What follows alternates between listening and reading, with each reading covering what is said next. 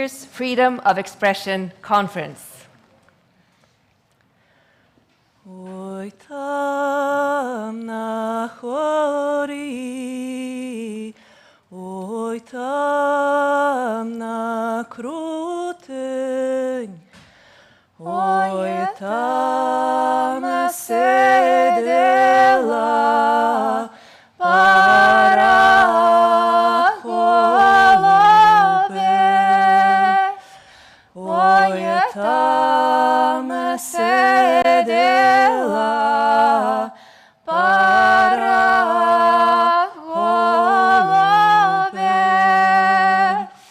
Вони сиділи, парувалися, все зими крильми обнімалися, все зими крильми обнімалися. Десь взявся стрілець, і ж закрутих гір, розбив, розлучив пару голубів, розбив,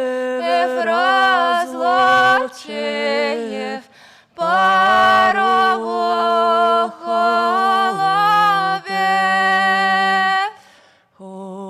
Голубка не єсть, голубка не п'є, та й все ж на ту гору плакати їде, та все ж на ту гору плакати їде. Голубко моя, сизокрилая, чого ж ти такая кропітливая, чого ж ти такая кропітливая?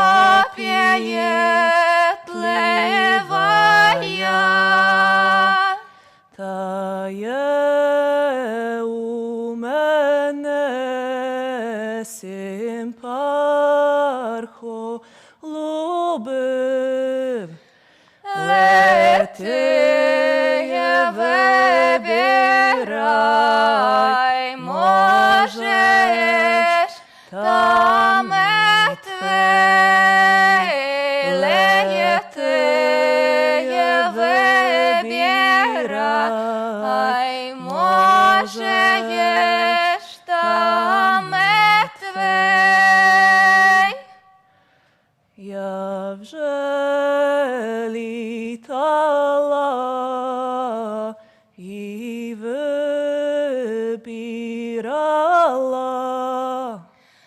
нема ж такого, як я втеряла,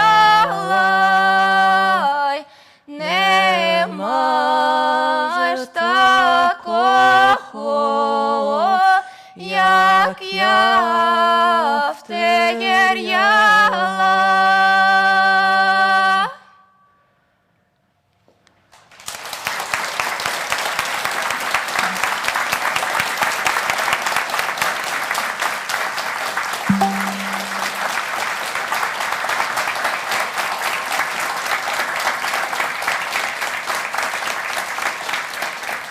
That was Oi Tam Nahori, There on the Mountain, a Ukrainian folk song performed by the Russian singer Alexandra Morsova and Agata Solokowska from Poland. Thank you so much, both of you. And now, please welcome the Nobel Peace Center's Executive Director, Shashti Flexton.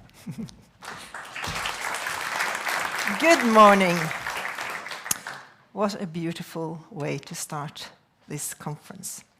Dear Excellencies, dear Nobel laureate, dear guests and friends, and viewers all around the globe, welcome to the Nobel Peace Center and our Freedom of Expression conference. It's wonderful to have you all here today. Almost a year ago, when the Nobel Peace Prize was announced to the two brave journalists Maria Ressa and Dmitry Muratov, the connection between freedom of press, democracy, and peace was placed high on the international agenda.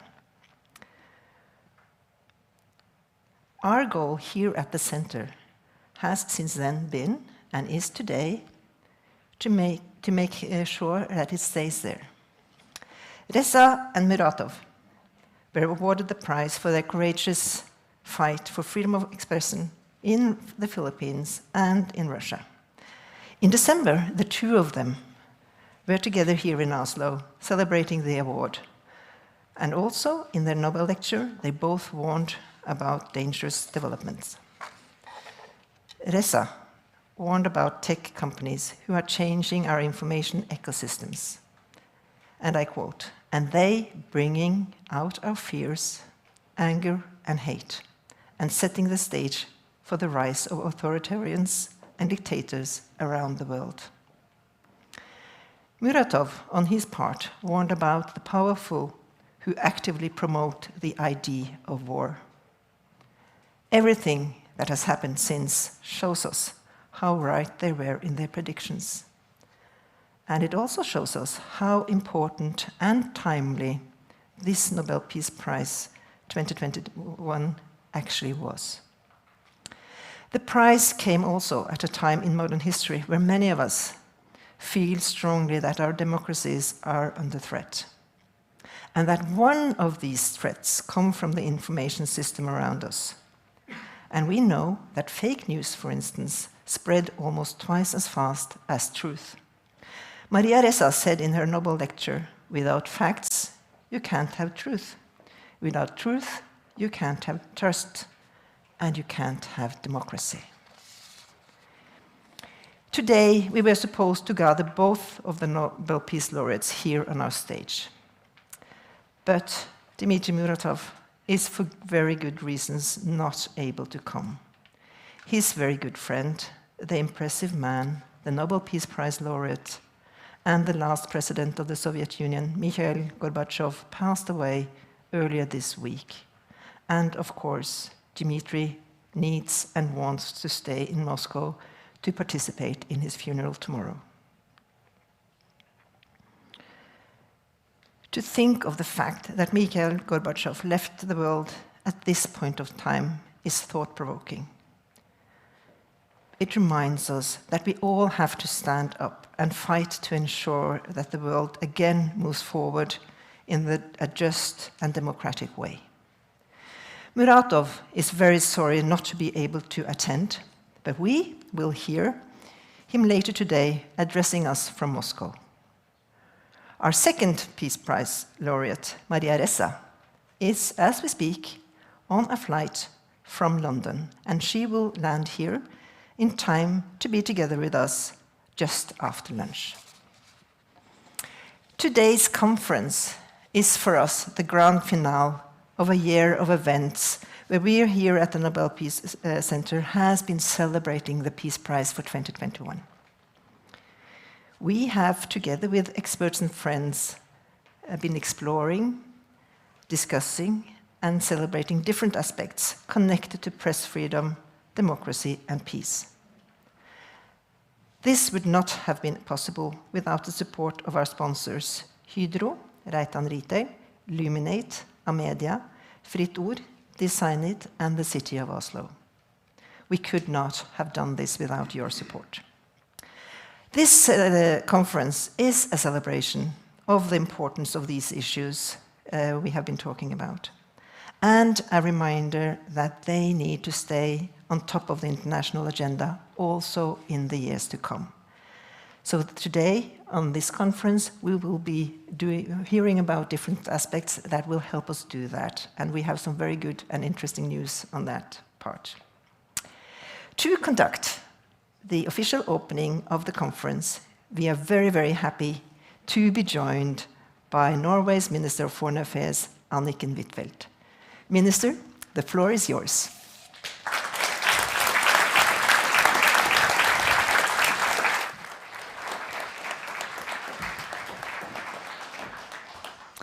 Ladies and gentlemen, we live in a dangerous moment for peace and democracy.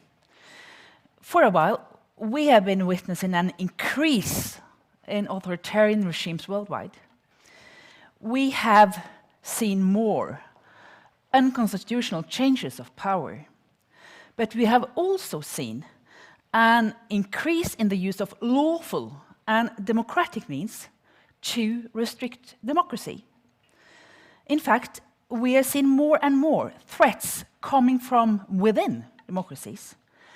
These threats aim to weaken the very foundation for democracy. They seek to restrict independent and competent judiciaries and to limit civic space. They seek to silence the free and independent media. We have seen a dramatic increase of disinformation, spread and amplified through online platforms, owned by powerful companies with profit in mind. And then, on 24th of February, we witnessed a watershed moment, Russia's brutal invasion of Ukraine. The Ukrainian people's fight for freedom is also a fight for fundamental values and rights. For the democracy in Europe and beyond, we must continue to stand with Ukraine. And we must continue to support for the photographers, fixers, journalists, and other media workers that are risking their lives to document Russian atrocities. Putin's war of aggression is a stark reminder of what may ultimately happen when leaders systematically set aside democratic checks and balances, when they embrace corruption and disregard human rights, and, as in Russia's case, when leaders use disinformation to amplify their propaganda. In Russia, to spread so-called false information about the war can lead to 15 years of prison. Dmitry Muratov has been attacked. Dear Dmitry, I know that you are watching us. You had to stay behind in Russia due to Mikhail Gorbachev's passing. I deeply appreciated sitting next to you during last year's Nobel dinner. That night, you showed me a photograph of Gorbachev and yourself, and you were sitting at his bedside. You pointed out how there were, in fact, 2 Nobel Peace Prize winners in the same room. This caused you both to laugh. In 1993, Gorbachev used parts of his Nobel Peace Prize money to set up Novaya Gazeta. Today, all independent media outlets have been blocked, forced to shut down, or into exile, including your newspaper. When reflecting upon Gorbachev's legacy, the contrast between his support for the free press and today's Russian leadership becomes painfully clear. I have been thinking a lot about you these past months, Dmitry, about you and your colleagues. And because of you, it's so important for me to keep stressing that our sanctions and actions are against Putin's regime, not the Russian people. Since Maria Ressa and Dmitry Muratov were awarded the Nobel Peace Prize, nearly 50 media workers have been killed at work. Most of them were killed in or by authoritarian regimes. In the Philippines, Maria Ressa is fighting not one, but 7 lawsuits. The news site Rappler has been ordered to close down by the courts. In Afghanistan, nearly 80% of female journalists have fled or been forced and harassed into silence since Taliban came into power. Ladies and gentlemen, Norway will continue to support public interest journalism and the protection of journalists.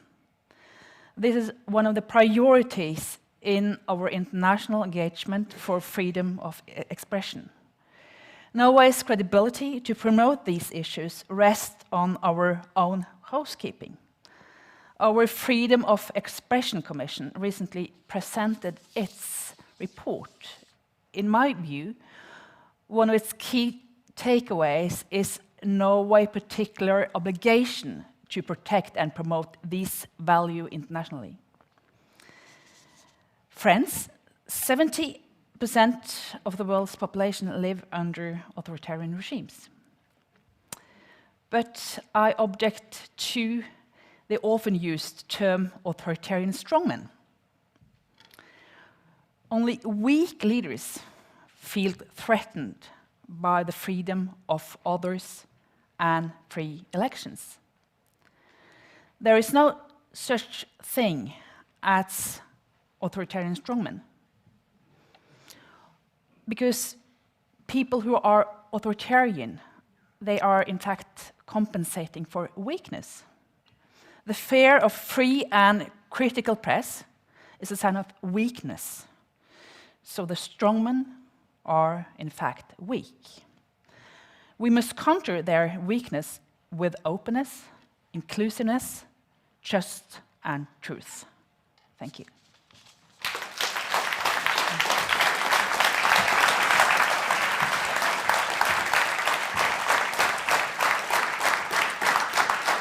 Thank you. Thank you so much, Anniken Huitfeldt, for framing the theme of this conference for us. And now, with the Freedom of Expression conference officially opened, we are ready to start our first session.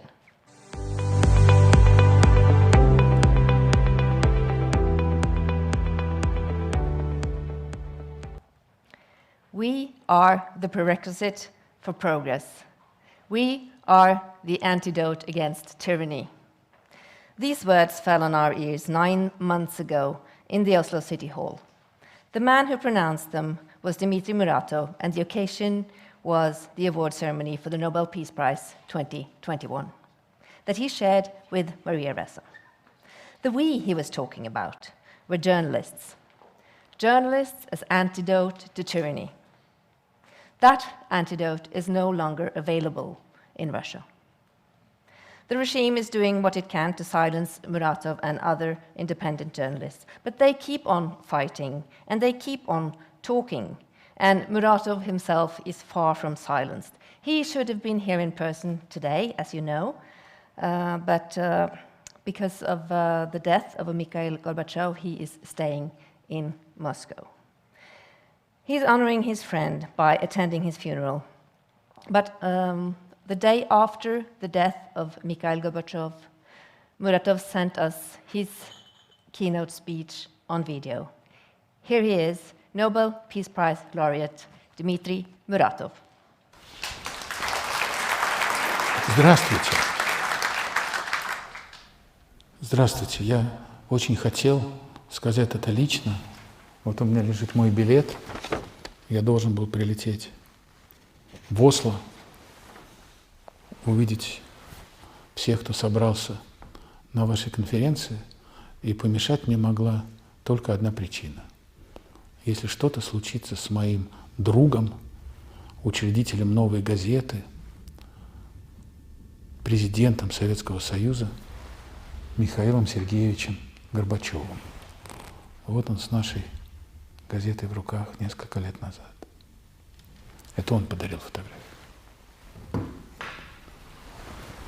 Когда уже у меня был сложен чемодан, позвонила из больницы дочка Михаила Сергеевича, Ирина, сказала, что Михаил Сергеевич до последней секунды боролся, уже в реанимационном отделении. К сожалению, вчера, странное совпадение, в день рождения Анны Политковской, создатель гласности, создатель свободной страны, Михаил Сергеевич Горбачев умер. Я должен сказать про него несколько слов. Не по той теме, о которой мы договаривались, а просто про него. Вы знаете, он презирал реалполитик. Он был уверен, что решать вопросы мирового устройства с помощью силы время уже прошло. Он верил в выбор народов. Он закончил войну в Афганистане. Он отпустил политзаключенных. Он однажды рассказал мне, что во время тренировки, где руководители государства, они должны были пройти всю тренировку на учениях, вплоть до поворота ключа ядерной атаки, он ни разу не нажал эту красную кнопку и не повернул этот ключ. Он мне сказал, что я понимал, что я сделаю так, что никто этого не сделает. И он действительно сумел этого добиться. Наверное, это несколько рискованное утверждение, но он любил свою женщину больше своей работы. Я думаю, он просто не смог бы обнимать Раису, если бы у него руки были в крови. Он вообще не считал убийство величием и доблестью. Он вообще не считал, что история государства – это история войн.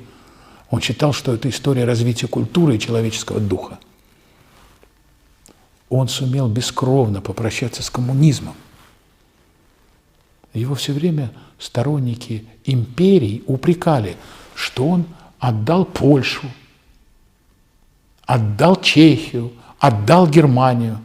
Однажды он очень саркастично ответил: а кому я отдал Польшу?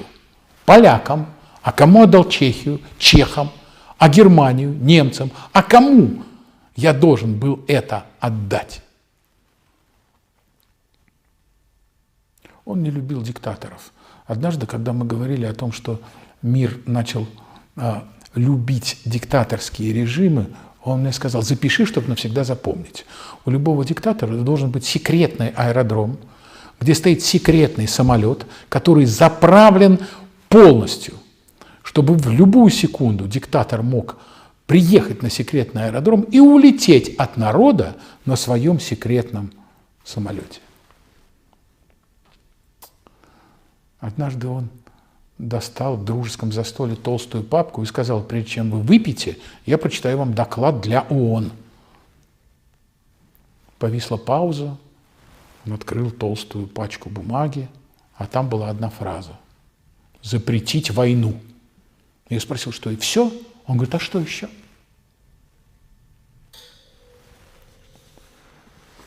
Но теперь между миром и ядерной катастрофой не стоит мужчина по имени Горби. Я еще раз скажу, он любил женщину больше работы, права человека ставил выше государства, а мирное небо ценил больше, чем личную власть. Я слышал, что он сумел изменить мир и не сумел изменить свою страну. Может быть, оно так. но он сделал и стране, и миру, и планете, и всему живому невероятный подарок, невозможной щедрости подарок. Он подарил нам 30 лет без угрозы ядерной или глобальной войны. Вот кто еще на такое способен? Но подарок закончился. Подарка больше нет. И я боюсь, подарков больше не будет. Давайте помнить о том, что сумел сделать Горбачев. Теперь о теме нашего выступления. Что происходит с медиа во время проведения военной операции? В России нельзя говорить слово «война», за каждое слово «война» назначен большой штраф, поэтому нужно говорить «специальная военная операция», но поскольку это тоже не очень соответствует формату того, что происходит на Украине, я буду называть это просто «ад». Во время ада народ остался наедине с пропагандой. Медиа разогнаны, медиа запрещены, медиа объявлены врагами. А ведь медиа были своеобразным парламентом для людей, чьи интересы не представляла Государственная Дума России или там Совет Федерации. Медиа представляли интересы этих людей, и эти медиа закрыты.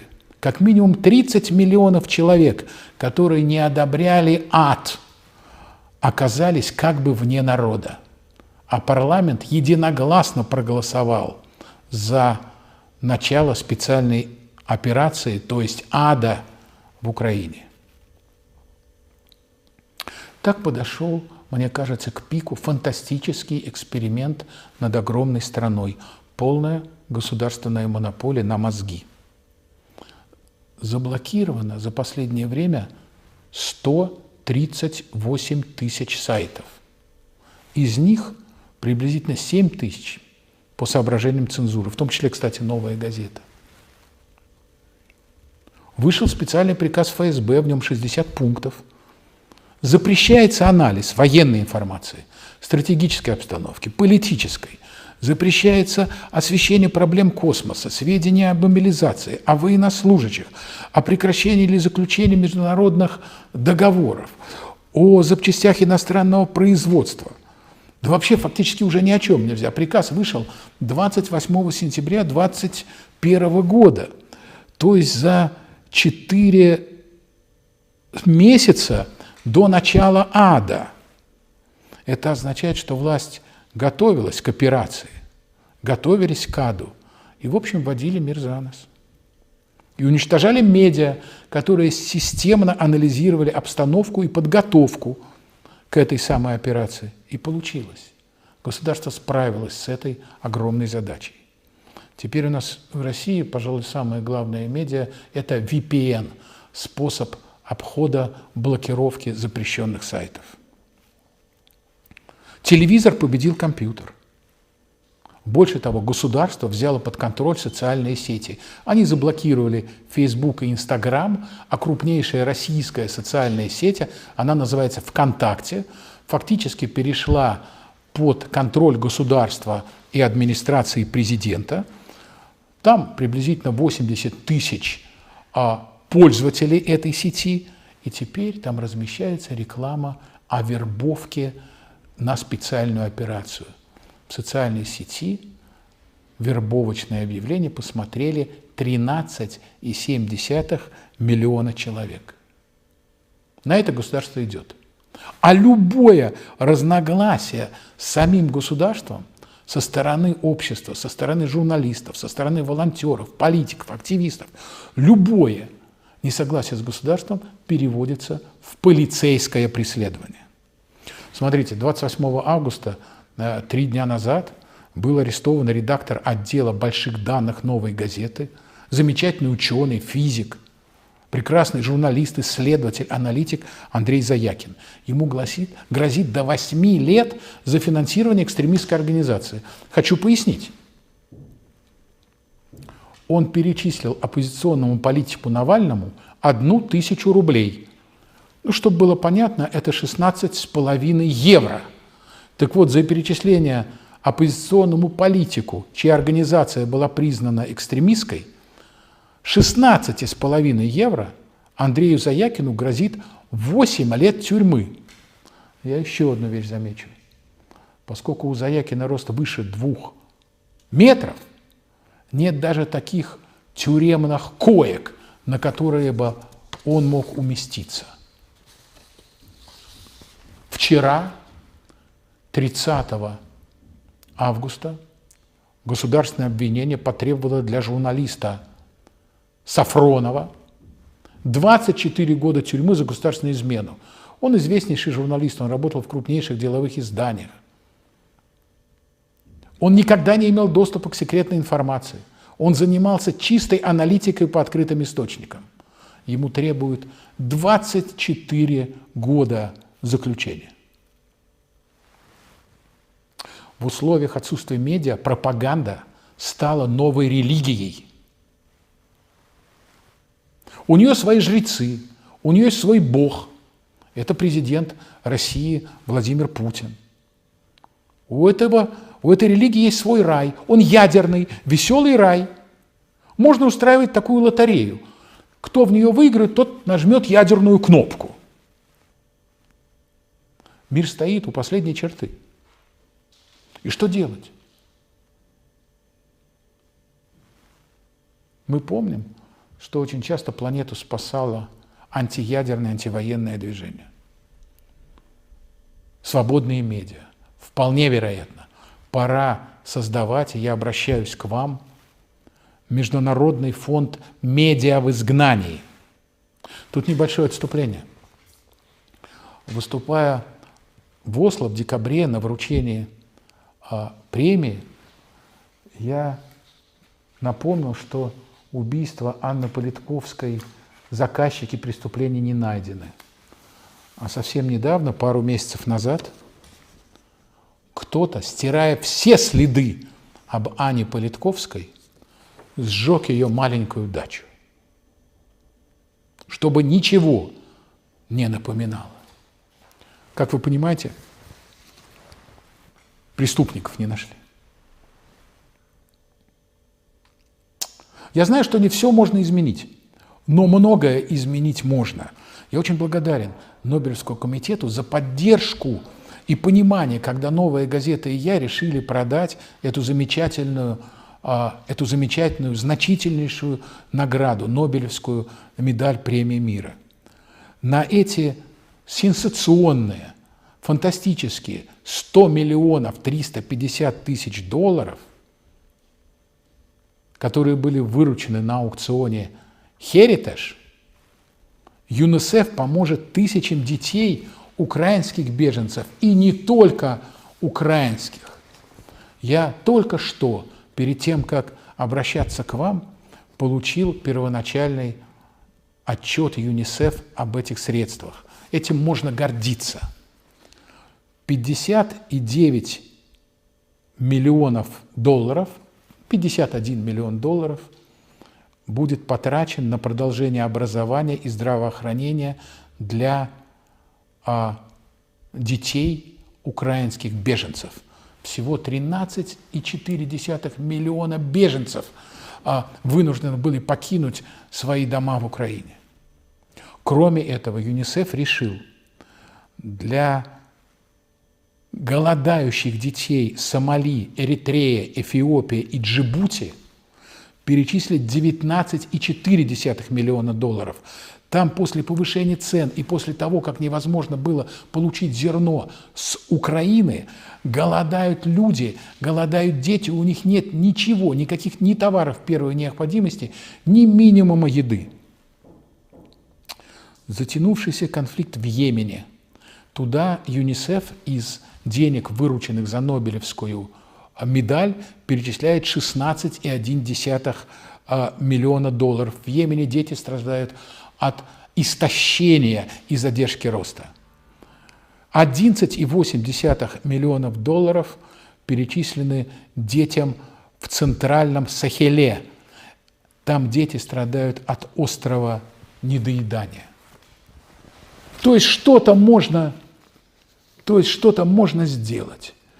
И я очень хочу, чтобы мы это делали. Я хочу, чтобы сейчас, когда такая страшная трагедия в центре Европы, мы могли бы зафиксировать каждую жертву, каждый шаг, каждый взрыв, каждую пытку, документально зафиксировать начало и причины трагедии. Журналисты это делают, журналистам надо помогать. Фассбиндер однажды абсолютно точно заметил, когда ты не можешь что-то изменить, это не снимает с тебя обязанности это зафиксировать. Это долг и обязанности журналистов. Мои соболезнования всем, кто потерял своих родных и близких. Это наше общее горе.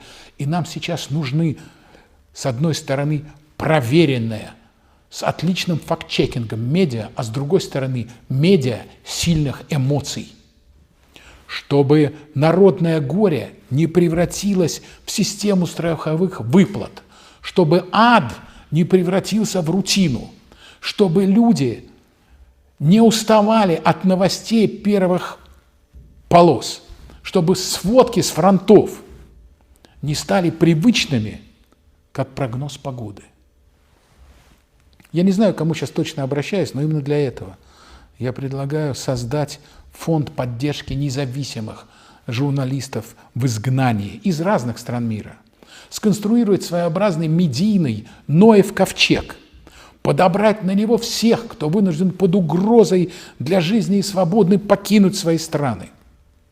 Уверен, правда предотвращает ад.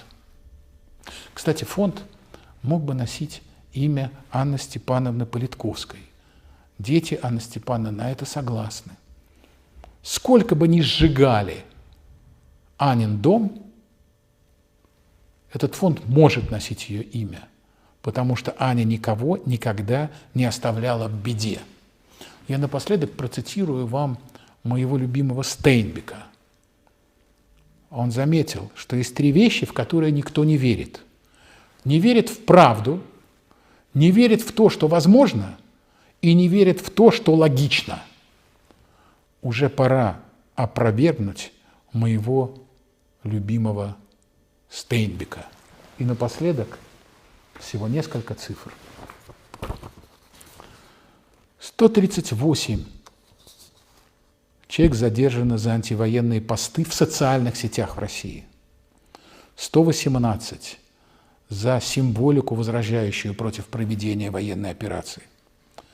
16 437 человек, подсчитали наши коллеги из медиазоны, 16 437 человек задержано за свою позицию, которая не совпадает с позицией людей, которые начали это в Украине.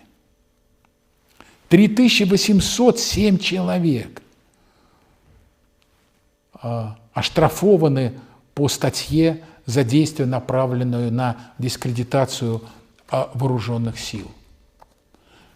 То есть тысячи и тысячи людей выполняют свой внутренний долг сопротивления несправедливости. Давайте об этом тоже помнить. Спасибо большое. Хорошей вам работы.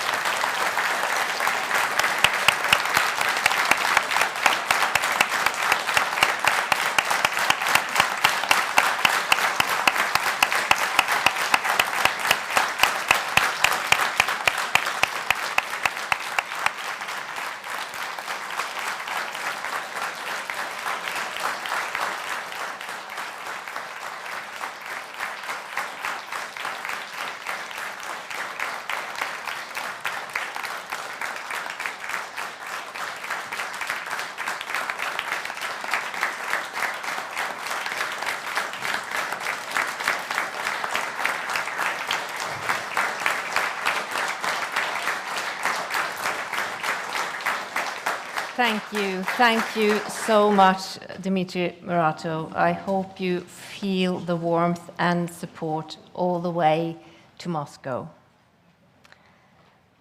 And yes, there is work to be done.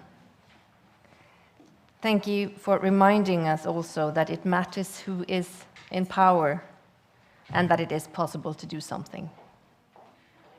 So let's start now by discussing the connection between press freedom and democracy and peace. Discuss the antidote against tyranny that Muratov was talking about. That discussion will be led by Henrik Udal, Director of PRIO, Peace Research Institute of Oslo. Henrik Udal, the stage is yours.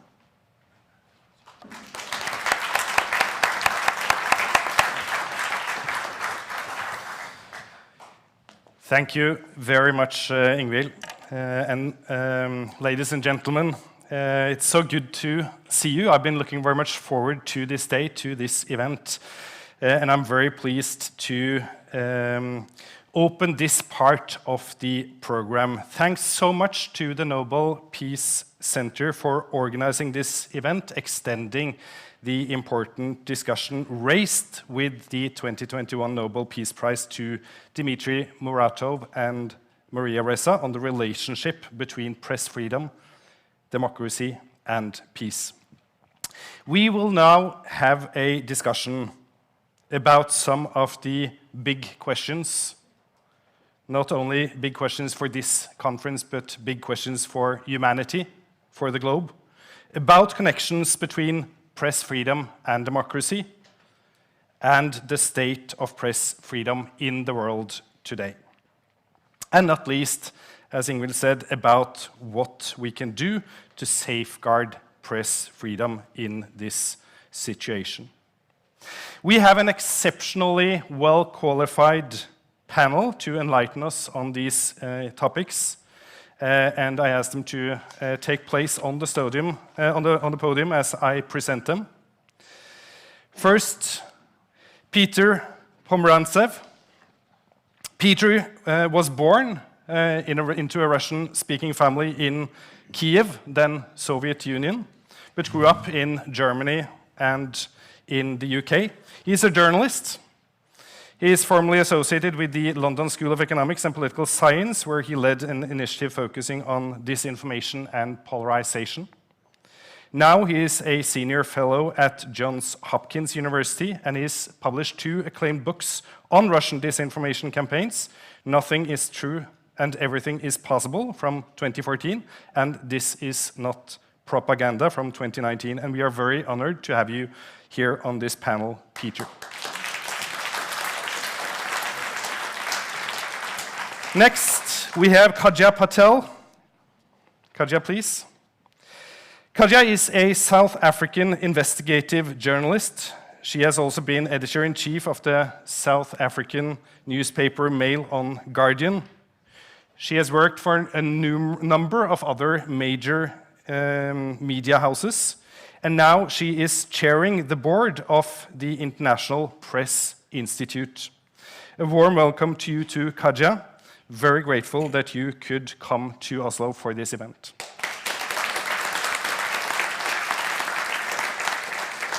And then the third member of our panel, Staffan Lindberg.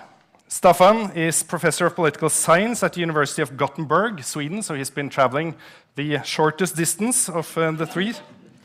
He has held academic posts elsewhere at Kent State and Florida universities. He is director and one of the initiators of Varieties of Democracy, also known as VDEM. VDEM is a very ambitious and comprehensive global data resource and data collection effort on democracy, and an indispensable resource for anyone studying global trends in democratic governance. And a very warm welcome to you as well, Staffan.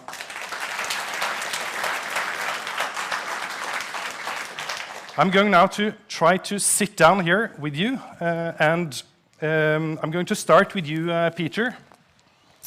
We have just heard Nobel laureate Dmitry Muratov speak about the status now of press freedom in Russia, which has only deteriorated further after the Russian invasion of Ukraine. but of course certainly not starting with it. You have been following the situation closely for a long time, and Peter, how did Putin's information war arise and develop, and what can we learn from it? I have a lot of problems with the words information war, which in Russia is really used as a pseudo-ideology to a conspiratorial ideology to explain the world. If you listen to the statements of the leaders of the Russian state media system, they will say that any type of media criticism, anti-corruption investigation, is actually information war on the Kremlin. And really their argument is that journalism doesn't exist.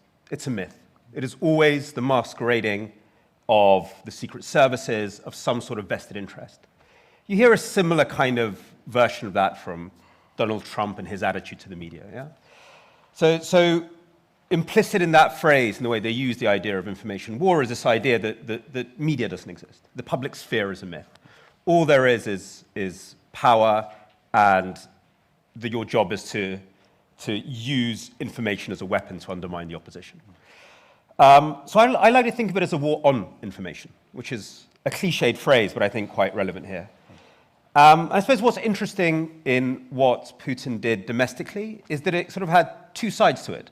One, Dmitry was talking about, which is the very classical censorship technique, just arresting journalists, putting people in jail for using language, like saying the word war, publicly. But at the same time, that's a very classic thing. That's the same thing that the Soviets did in the 20th century, and dictatorships always do. But there was another thing that I saw emerge very strongly at the start of the 20th century, which was using sort of a chaos of disinformation, a deluge of disinformation, to obstruct the truth. And that came out of a reality that the heads of the media system faced, which was that you can't censor everything in the 21st century. You could in the 20th century, you can't today. Just physically you can't, especially with the internet. So you respond to that by creating so much disinformation people can't get to the truth. And I think for the purposes of the conversation here, which is based around rights, I suppose the way to frame this is that's a case of using disinformation to block people's access to real information. Yeah? It's using content as a censoring mechanism, which I think does get back to classical ideas of freedom of expression and the right to receive information. But that's what they've done. And I'd love to see a trial one day about that. Really, it's something that Maria Ressa has talked about a lot as well in the Philippines, the use of disinformation as a form of censorship. But that's a really big switchover, because usually when we think of censorship, we mean limiting the information environment. Here it means overburdening it. So I think that's the first thing they realized. You could give so much content, people can't tell truth from lies. And in a sense, they then exported that abroad, by trying to trash the international information space in quite targeted ways among targeted audiences in Europe and beyond that they know are very vulnerable. So they're really not trying to convince, but trying to confuse and leave people with a sense of, well, you don't know what's really going on in Ukraine. But I think in a deeper way, this war on information is also the expression of the first stage of war on people. The violence against language, the sense that you can say anything and get away with it, is the first step to crime. Yeah? First, you destroy people's right to a share in reality.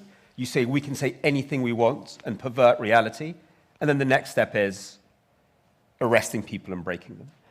And I think we see that concentrated now in Ukraine. I'm going right after this at 3 p.m., flying back to Ukraine, where I try to spend as much time as possible, working on a project with lawyers and journalists to really make Russia accountable for its war crimes there. And it's very clear that we're dealing with two deeply related things. One is the injustice of the war crimes, the crimes against humanity, the murders, but then the disinformation that goes with that. Oh, it never happened. Oh, prove it that it happened. Oh, we don't care that you can prove it, because international justice doesn't matter. And I think we have to start putting these things together. There is no information environment outside of justice and power. And that's the challenge we face. Beyond the kind of attempt to confuse, there is a very powerful actor saying, I can lie how I want, and you know that I'm lying, and you can do nothing about it. I can murder as I want, and you will do nothing about it. Impunity. And I think that's the great lesson. It starts off with an abuse of language, and that very quickly becomes an abuse of power.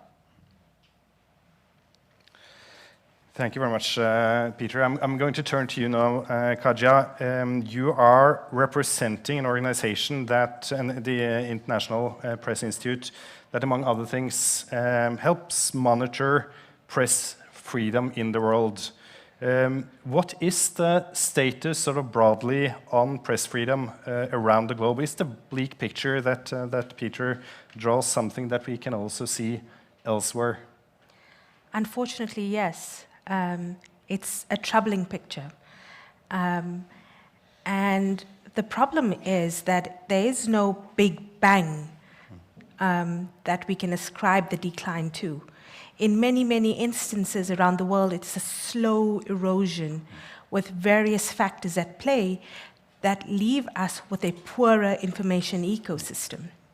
I've just come back from a press freedom mission to Mozambique. I'm from South Africa. Mozambique is right next door. And I left Mozambique feeling especially troubled. On paper, Mozambique has a free media system. And speaking to colleagues there, they repeatedly referred to the law and the constitutional protection for freedom of expression as beautiful. Their words, the law is beautiful. The implementation, however, is far from that.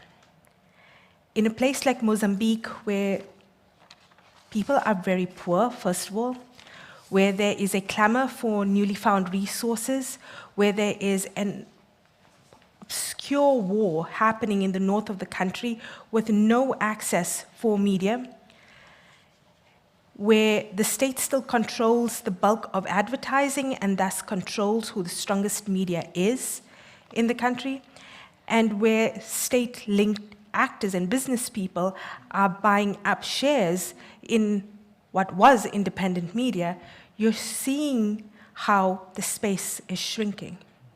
On top of that, there's new legislation on the table that will further shrink the space for independent media.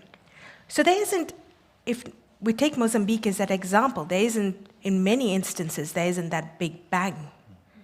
It is a slow erosion that will leave us with an even poorer ecosystem. In places like Mozambique, where there is this war going on in the region called Cabo Delgado, we know, for example, that there is a journalist who is missing for over 2 years now. No one knows what's happened to him. And when we asked authorities for an update on the investigation, there's a lot of noise, a lot of bluster, but no one can quite point out where he is or what's happened to him. What we do know is that the last he spoke to somebody, he said that he was surrounded by armed officials.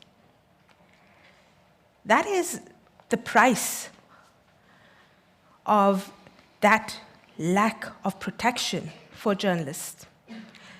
And it's getting worse. And I want to go back to saying that the law is still beautiful. In a place like Mozambique, where freedom was so hard to fight for, was so hard won, the law is still beautiful. There is still a broad respect for what freedom of expression means. And indeed, many government officials we met in Mozambique were shocked that we had concerns about freedom of expression in the country. Over and over again, we were told, no, there are no issues. We respect press freedom. The media is free here. But what does that actually mean? And I think that what we have to understand is that we have to constantly explain what it does mean for the media to be free, for freedom of expression to thrive. And as Peter says, there are new threats, there are new ways to undermine freedom of expression. So to be able to untangle all of those things, we have to really be active to be able to do that. It is not easy, but I think that I want to reiterate what Dmitry says. We have to do something. We can do something. It's easy for us to bemoan the erosion, to think of ourselves as powerless in the face of these very powerful actors, whether they are the big tech businesses or authoritarian actors. But there's power, I think, in collective action. And I think that that's what we have to continue to remind ourselves, that it is, even one journalist being killed, even one news organization being shut down, is all of our problem. And what we have to ensure is that we move together to resolve this. Thank you, Kaja. And we will now turn to Staffan, because VDEM is collecting information on a number of various dimensions of democracy, including freedom of speech and press freedom. So what can you tell us, Staffan, about the relationship between press freedom and democracy, and how are democracies and press freedom doing globally at the moment? Yes, and with your permission, I'm going to use some slides. I would love some slides. All right. Professional hazard. Professors need to stand up when they talk. So I'm going to base this. So Maria, Ressa, and Dmitry also called for facts. I'm going to give you some facts, quick, from this Democracy Report 2022 out of the VDEM Institute. We are back to a global level of democracy that is from before the end of the Cold War. How does the evidence look like? It looks like this.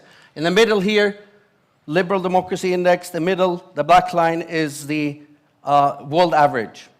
And if you draw a red line back, after the decline in the last 10, 15 years, we're back to 1989 or even before.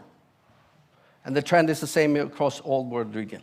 The level of democracy enjoyed by the global average citizen is back to before the end of the Cold War.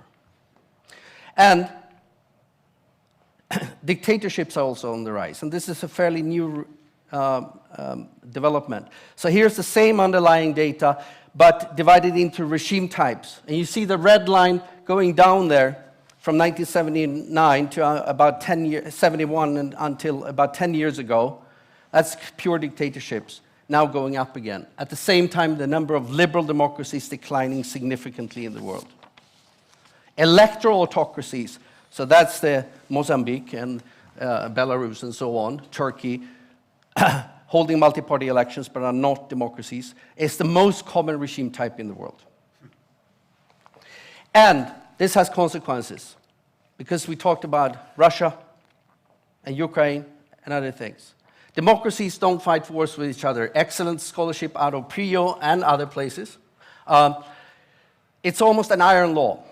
And you see there on the probability graph, based on hundreds of years of statistics, right? Probability war, a probability curve for conflict. If you slide down on the scale of electoral constraints and democracy, and where Russia was before Putin, or around the time Putin took over in Russia, and after. If Russia had stayed as democratic as it was in 94, 96, it would have never invaded Ukraine. We know that. Okay? So, tying to also to later themes that are going to come today, we have now tons of evidence of this wave of polarization. It's not only the United States, it's not only that country. 40 countries are now at toxic levels. So that's the level where opposition is portrayed as them and as threats to the nation, threats to our way of life, as Trump used to say. That's a slippery slope leading down to what we saw in the 1930s in Germany and Rwanda in 1994. A threat has to be eliminated, right? Here's how the evidence looks like. This is another graph comparing polarization in 2011 to 2021. If you're above this diagonal, things have gotten worse. If you're in the upper third, you're at toxic levels. So it's really widespread, all regions of the world, everywhere. And just finally, 1 second or two, this with misinformation. It's also everywhere. It is especially autocratic governments, but we see a lot of other groups, of course, using social media and the internet, this unregulated space for freedom of speech, to undermine it. The evidence looks like this. It's just one of many indicators we have. This is domestic misinformation spread by the government increasing dramatically over this time, significantly, and in all regions of the world. And of course, the relationship to freedom of expression in general is obvious. So here is a world map of democracy and freedom of expression. Sorry, with apologies, Khadija, it's from Article 19's report, but it could be any freedom of expression report. And you see the correlation is just like astounding, right? I mean, the freedom of expression is part of democracy, and democracy lives on freedom of expression.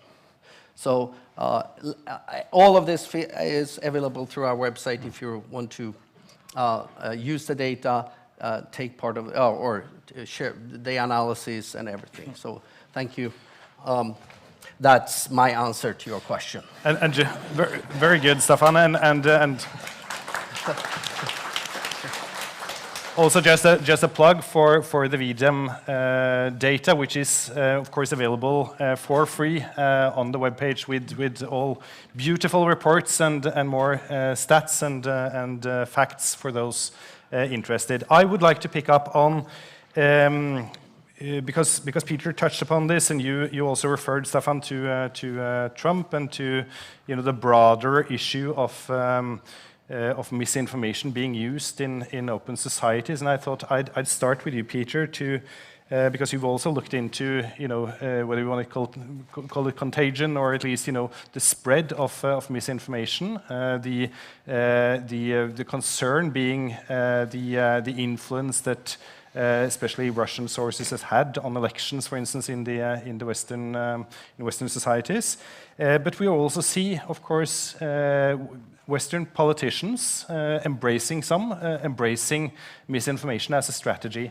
Would you want to say something about how you see this becoming an issue that is becoming also more prevalent, more serious in the Western sphere? So, I mean, politicians have generally lied in the past as well. This is not completely new. That's so when we think about this issue of you're using misinformation, I know several academics at Harvard who would run in and now just murder you for you should be using disinformation, I think, the purposeful spread. I don't actually care, but in academic circles there's a lot of like very, very, very tense debates about whether you use the M or the D in that context, but it's okay. So I think we have to look at what's new. Look, this is not new at all. What is new is the way that it's spread, targeted, etc. So what we're really talking about is the way digital technology can amplify, target, etc., etc., etc. These very, very, very old strategies. So the Russians were creating what they call active measures, sort of disinformation campaigns, all through the 20th century, trying to spread the story that the CIA created AIDS as a weapon. Now they'll use digital technology to spread much faster the idea that the US are building biolabs in Ukraine. So we're really talking about the amplification, and so really the regulation and the pressure needs to be on the technologies that allow that. Part of that is about spread. And I suppose the question is, when does the responsibility of the tech companies kick in? Yeah? What is that balance between you can say anything you want and they're just a platform, and actually the algorithmic and technological choices that they make are spreading that information, and then they take responsibility. So I think the key thing is finding that moment of responsibility. But I think it's more than just spreading. I think it's much more than that. When we think about disinformation, not just as content, but as behavior, ways of things being amplified in non-transparent ways through bots and trolls, etc., we should also think about the whole gamut of where we don't have transparency over the digital space. So at the moment, we live in this weird paradox.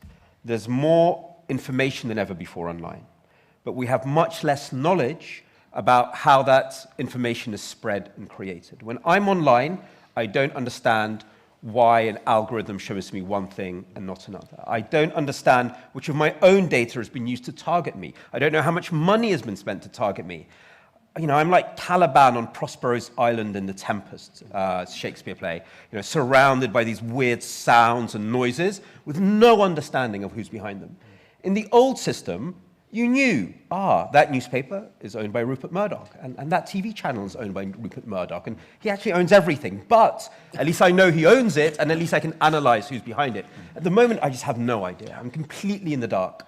So I think we should think of disinformation as a whole system, which is non-transparent, and it's utterly non-democratic. Because again, freedom of expression isn't just giving information, it's receiving information. At the moment, I do not receive that information as a democratic citizen online. That's fundamentally against my rights of freedom of expression.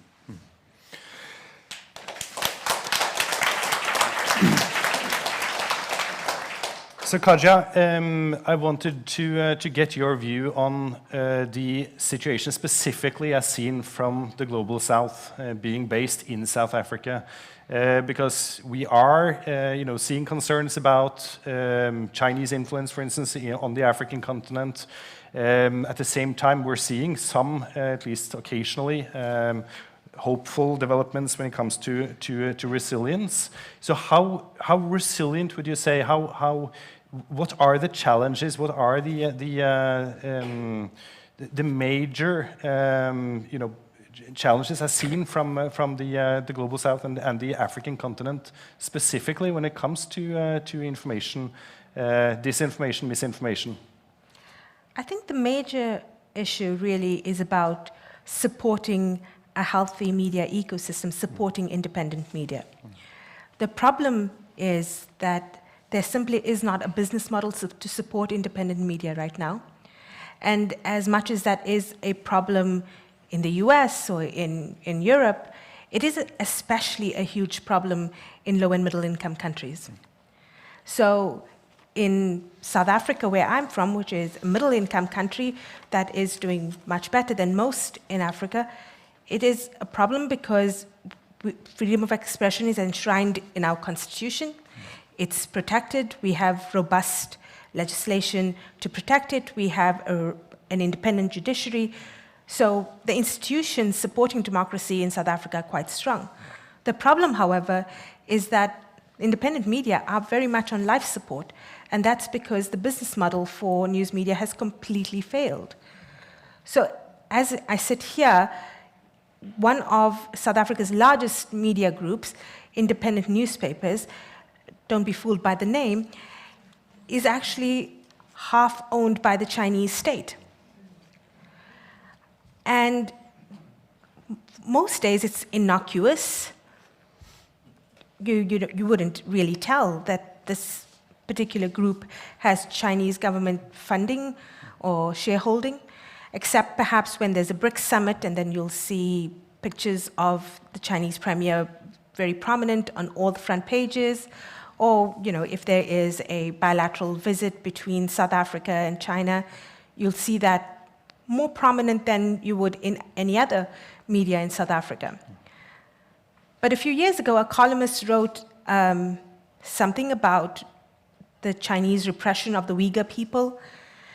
And he is somewhat of a very strong columnist, and he wrote every week about geopolitics from an anti-imperial stance. That was that was the theme of what he was doing.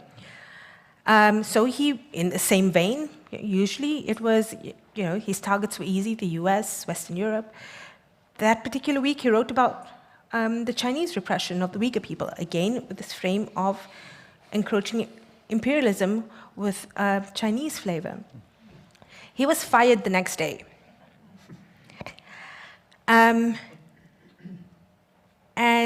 I mentioned this, and I mentioned South Africa here because some of the problems that are facing us that we need to confront are actually quite boring.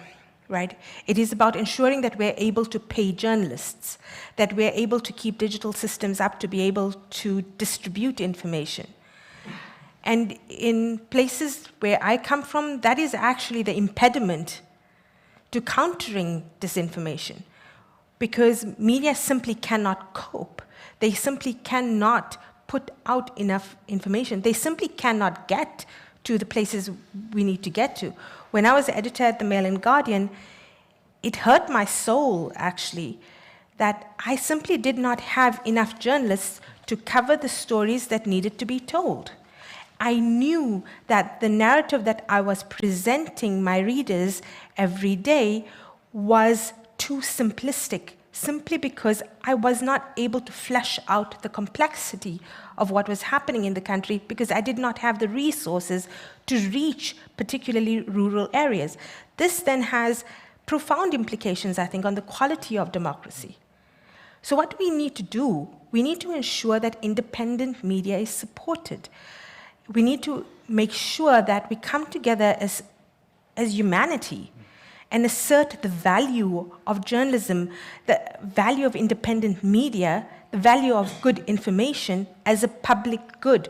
We cannot survive as a species without good information. And we need to assert that value. And we need to come together as a global community to think about ways in which we will support the ability of news media to thrive. Because it's not about me staying in a job, or my friends staying in a job, or saving one institution in South Africa and another in Colombia and maybe another in the Philippines. And I think that's what we have to also move away from, the idea that we are here, or that any campaign is about saving one journalist or one institution, but rather it is, I think, about trying to move the system forward, trying to change the system, trying to protect the system that ensures that everybody has access to good information to live a prosperous life. That is what is at stake. So we need to support initiatives like the International Fund for Public Interest Media, a new initiative that seeks to bring together funders from all around the world, create a multilateral movement to support public interest media in low and middle income countries. That is one kind of initiative that we need to make sure has the support, has the backing. It is a very real, tangible thing we can do. And I sit here in Oslo and I call on everybody to support initiatives like this, because I want to repeat, what is at stake is our ability as human beings to survive. And I think that's an absolutely...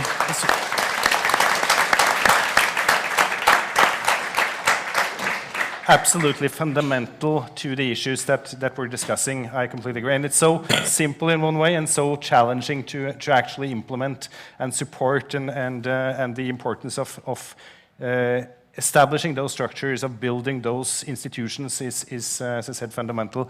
At the same time, we are seeing, as you said, that financial interests, Chinese in this case, coming in, and also what Petri said with the blurring of interests and ownership in a lot of the media landscape. How can we also sort of build structure around ways to try to sort of validate information? There have been, some early attempts now at trying to, have initiatives that try to identify truth from false claims, for instance. Is this something that you see, is there a consorted way that we can build institutions like that? Perhaps Peter first. How do we build institutions? I think we've raised a very, very important point there. That you said about public interest media and the future of it, and it's a very important new initiative to support public interest journalism going forward. But I wonder whether we actually really need to sort of move towards defining public interest in a way that will allow it to be supported through tax breaks, et cetera, et cetera, et cetera. I mean, I think that I completely agree. I think public interest media is important to democracy and to the function of society as doctors and nurses, and we need to think of ways to creatively support that, like you do with medicine. I live in America. They have a weird approach to both these things. But in most countries, we understand that you've got to enable medical access for all and information for all.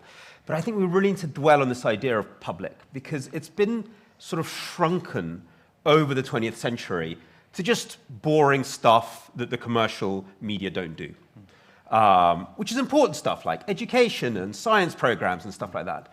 That's not its original meaning. When Lord Reith, who created the BBC, was thinking about what is public media, he was facing exactly the same situation as we do now. The domination of sort of like popular tabloid media by political press barons, the use of disinformation and hate speech and polarization extremism by Stalin and Hitler. And he started thinking about, okay, what is a different idea of media? And he meant public in the idea of supporting a public sphere. And he talks about it a lot in his very strange autobiography, which I have taken the only copy at the LSE and run off with it. So you will never find it anywhere in London. It's a really weird book, but he's the son of a preacher, a Scottish preacher, and he's thinking, what should the BBC do? And he's talking about it in the idea of the agora of ancient Athens, a space where society comes together, discusses with each other, understands each other, listens to each other, argues. There is healthy polarization, not the one you're talking about, but debate and polarization can be very productive. And how do we create that space? And we used to have these really very naive metaphors about how that happens. And I think what we're seeing now is the complete and utter, emptiness of these metaphors. The idea of the marketplace of ideas. Magically, we'll all debate, and magically we'll have a healthy public sphere. Nothing happens magically. It was a mystical idea, like a lot of ideas about the free market. And the idea that pluralism automatically leads to great debate. I live in America, it doesn't. It can be very, very, very toxic. Now, I'm certainly not saying that we should have the opposite. I'm not saying less pluralism. I'm not saying get rid of, a broad basket of ideas, but we have these lazy assumptions. And I'm very excited about your fund because it's a way to really start working that out. What do we mean by media that's good for democracy? What's the relationship between information and democracy? Because we really don't know. That's a fascinating moment that we have to work out. And it's we've all been questioning what is democracy the last few years. If you go into a bookshop in DC, wall to wall, crisis of democracy, death of democracy, democracy dying.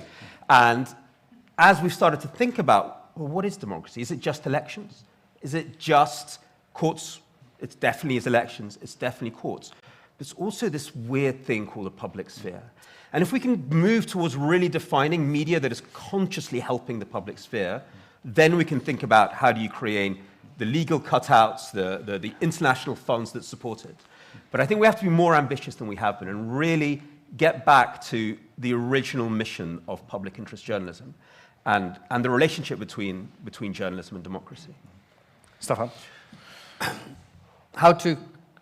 What kind of institutions do we need? I think there's one aspect here that is not being discussed. We've talked about the tech companies and they have independent foundations and so on and so forth. Now, the unregulated, unconstrained freedom of speech that is being used, abused on social media, using the internet, to undermine freedom of speech, also by governments. We know all about Putin's troll fabrics and China's increasingly aggressive. You talked about that. I mean, that's not a financial interest. It's an interest of strategic interest for China, right?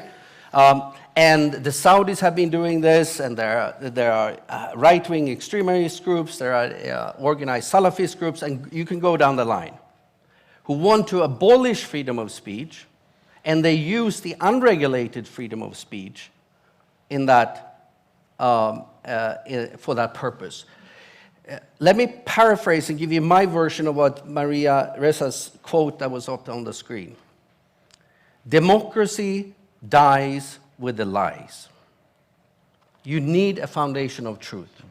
And just like you talked about, the strategy, one of the big strategies is to spread a mass of various disinformation, if we go with the Harvard term, so that nobody can tell what the truth is, and you can start questioning. When you can,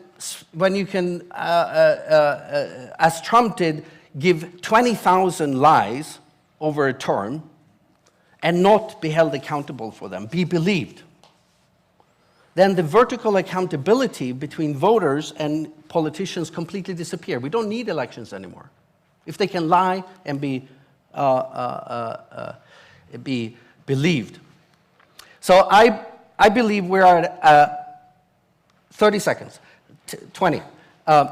We are at a parallel situation with regard to freedom of speech that we were with freedom of association after the end of World War II. At the end of World War II, the question was, how do we regulate and constrain freedom of association in order to save it? To avoid get the Nazi, fascist, and so on organizations take over, use freedom of association, and do away with it. Now, we need to ask how, and that's the responsibility of governments across the world, how to regulate and constrain and find that balance in regulating freedom of speech internationally in order to save it. We are nearing the end of this very interesting panel, although we will be picking up on several of these issues later today. But I wanted also to give Kaja and Peter an opportunity to sort of have some final reflections on what you think are, the prospects for building resilience internationally. We talked about institutions. We talked about the importance of regulating also spaces. Kaja? I think it really just begins with doing something and never being cowed into thinking that we are powerless in confronting the big machine. Just keep doing something. Peter? I'd like to be on the note of optimism. I think in this very dark place. The Alex Jones trial in the US, the January 6th committee, the work that I'm seeing in Ukraine around registering both war crimes and the lies about war crimes, I see this sort of pushback against this sort of complete impunity. And impunity of language leads to impunity of action. These things are so connected. And I think thinking about truth and justice, because that's what we're thinking about, and memory, that has to, I see a pushback starting, but it won't work unless it's properly funded and really properly sort of planned. But I see little stirrings of a pushback. So some cautious optimism with a call for action and call for funding. Thank you so much to the panel. Please join me in a big hand. Thank you.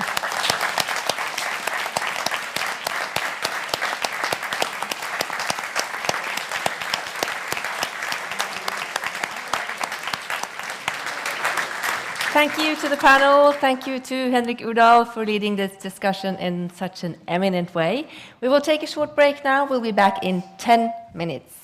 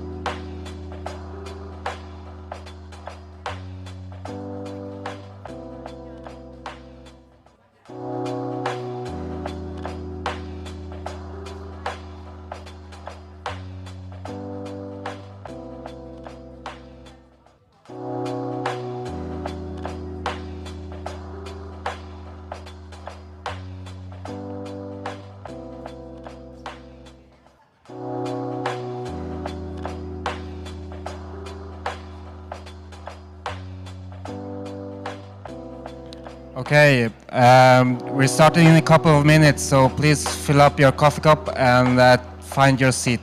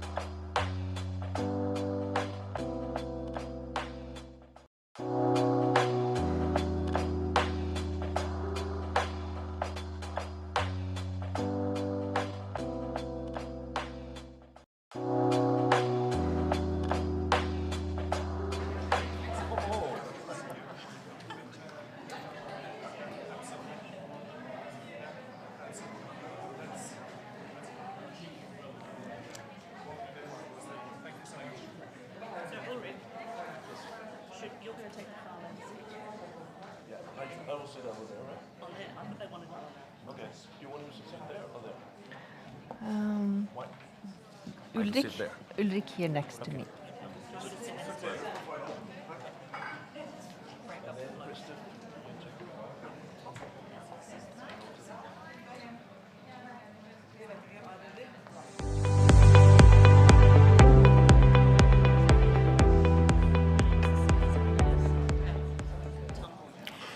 Welcome back to the Nobel Peace Center's Freedom of Expression Conference.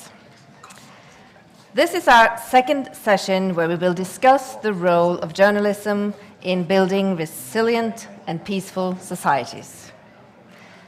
This conference has no less than 3 Nobel laureates on the speakers list.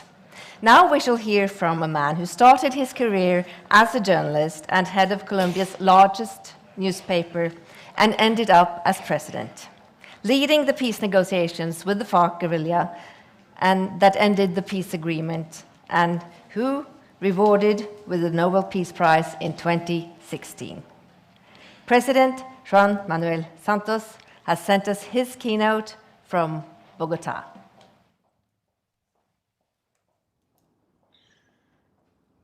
Thank you very much for inviting me to participate in this important conference about freedom of expression, peace, and democracy. I really wanted to be there in person. I wanted to congratulate and shake hands with my new 2 colleagues who won the Nobel Peace Prize last year, because I, as a former journalist, or as a journalist, because once you're a journalist, you're always a journalist, I admire their work, and I really feel honored to be by their side. The role of journalism in building peace and democracy in my country was a very important role in many respects. First of all, in order to encourage people to seek peace, the role of journalism, bringing out the realities of war, showing the atrocities of this war, that encouraged many people and encouraged me to seek peace, to end the war.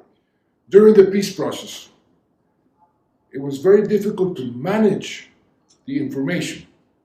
We tried to say, because that was a procedure that we adopted, nothing is agreed until everything is agreed, and we agreed with our counterparts, with the guerrillas, that we would only give the information once each item of the agenda was finished. Well, that created a vacuum that the enemies of the peace process, the people who wanted the war to continue, filled that vacuum with fake news, with all kinds of lies. And the role of journalism was to counteract that situation, the fake news and the lies. And in that respect, the serious journalism helped very much to maintain the public well informed. Even though this is a problem that today the good journalism is facing all around the world. How to counteract the bad effects of the social media, the effects of the social media in encouraging populism, encouraging authoritarian governments, in encouraging lies. There, journalism should play a much more determinant role. And why? Because we need to maintain the trust in institutions, and the press is an institution. And if the institutions lack trust, then the stories that those institutions tell will not be believed. So that's why journalism must stick to that basic principle of always defending the truth. And also in the peace building, truth became a very, very important aspect of the whole negotiations. I had an experience that was, for me, a lesson in life. The victims, whom I thought were going to be the most belligerent in opposing a peace process, because the peace process was going to give benefits to the perpetrators, I discovered that I was wrong, that the victims were the ones who wanted peace. And when I asked them why, they said because they didn't want others to suffer what they've suffered. But something extremely important, the negotiations was around the rights of the victims, the rights to justice, the right to the truth, the right to reparations, and the right to non-repetitions. Well, in my constant conversation with the victims, almost all of them said, for us, the most important thing is the truth. Why did the perpetrators did what they did? They should come out and say and recognize their crimes and ask for forgiveness. But the truth was the most important. And right now, when we are in the process of reconciliating the country, because that will take a lot of time to heal the wounds, that truth, and for example, the result of the Truth Commission, and the role of good journalism, bringing out the truth and also being a watchdog on the implementation of what was agreed, that plays also a very important role. So I know I could go forever talking about this subject. For me, it's a very, very important subject. As a journalist, I've defended this profession. The most beautiful profession that exists, as Albert Camus said once. I think this is something that we must all defend. Freedom of the press, freedom of expression, because that is what helps us to maintain our own freedom and therefore democracy and peace.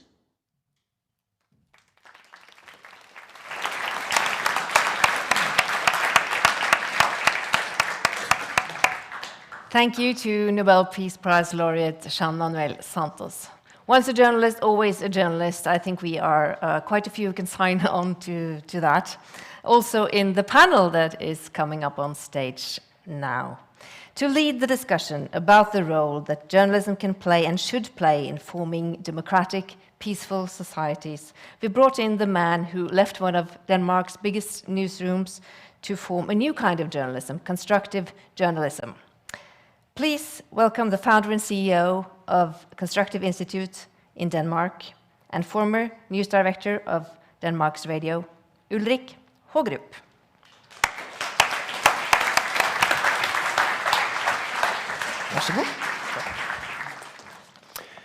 And thanks a lot for inviting and for inviting so great colleagues of journalism that it makes us being journalists be so very proud, listening to Muratov, knowing Maria Santos, and now listening to this president who in his heart is a journalist. Welcome also in a moment to a very, very distinguished panel who have dedicated their lives to help journalism, help democracy, and we'll hear about that. Listening to Santos, what a passion for journalism. The president is a brilliant example of the fact that true change in this world comes from people with good hearts, sharp brains, and a belief in hope far bigger than their fear of failure. People who are crazy enough to think they can change the world are the ones who do. And we have to learn from the Muratovs, the Ressas, and the Santos of this world, and to know that if you do what you always have done, you probably end up with the result you always gotten. And we do not like the results we are getting. We cannot, and we learned that in 21, 22, we cannot take democracy for granted. Polarization is the next pandemic because the virus of division spreads like a virus, not only through algorithms and social media, but also in the toxic culture of conflict in politics, the cynical tone in the public debate, and the news media trying to get through in the war of attention, getting their clicks, the views, the ratings, from giving the microphone to the most loud, the most rude, and the ones with most likes. I don't know about you, but it is, we cannot, if this is so important, we can't go on saying that somebody has to do something about it somewhere, sometime. We have to be the change we're waiting for. And I've been asked to talk a little about the little thing I tried to do. And it's compared to these people we have heard about today and we're listening to, very little. But like any other journalist, I went into this profession in order to do good, tell important stories to people so they would make better decisions in their own lives and improve society. But then I went to journalism school. I learned the first day in journalism school that a good story is a bad story. The rest is advertising. I did my stories. They were never fake. I don't know any reporters doing fake journalism deliberately. But was it always the full picture that I was delivering? Or did I do my stories in order to get appraisal from other journalists? The teacher, the editor, get the quotes in other media, win awards. These three questions grew in me as I moved from being an investigative reporter to become an editor-in-chief and executive news director from the Danish Public Broadcasting for 10 years. 1, do I only do good for society with the way I and my newsroom filter reality for people?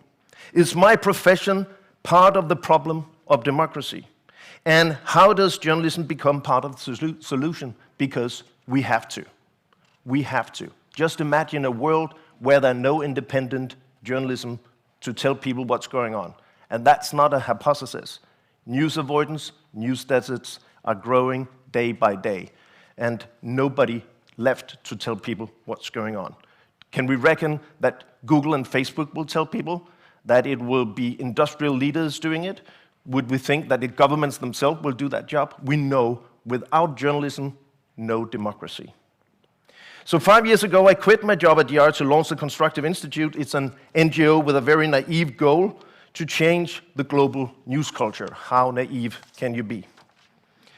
Since then, newsroom after newsroom, from Australia to Georgia to Germany, the Nordic countries especially, NRK in this country, have changed their strategy to be more inspirational, nuanced, and engaging in their journalism. We call it constructive journalism, which provides a more balanced view on the world, listens better to audience, and sharpens the teeth of the watchdog, as people with power are confronted with better ideas than their own by journalism, and get exposed if all they offer are solutions to important challenges in society by attacking others. Hope is a strategy. Remember that another great Nobel Peace Prize winner, Martin Luther King, did not mobilize and motivate a generation by saying, "I have a nightmare." You can't, as a middle-aged, half-fat man, lose weight unless you realize that you have become a bit chubby.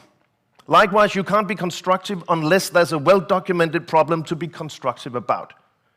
And luckily, let me introduce the panel here, those three people who have dedicated their lives to address the problem, document the problem, in order to have it fixed. Doing something, the little they can do, which is actually a lot. So please welcome on stage three great people. Julia Posetti, who is from Down Under, an Australian, like the most influential publisher in the world, next to Mark Zuckerberg, of course, Rupert Murdoch. You have been a writer for leading newsroom across the Western world, and you have led the Journalism Innovation Project at Reuters Institute for the Future of Journalism in Oxford, and now you work for the International Journalism Center. And welcome. Should we give her a warm hand?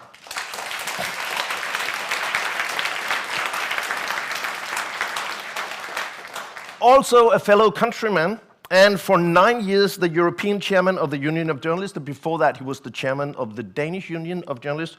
Welcome on stage, Mogens Blicher Bjerregaard. He's not retiring, he's working like crazy to try to improve journalism. Give him a hand.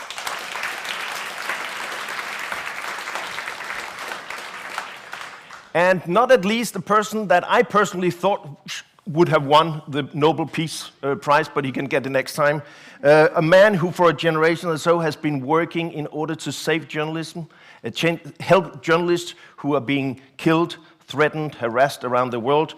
The CEO for the Rapporteurs Sans Frontières, Reporters Without Borders in Paris, Christophe Deloire.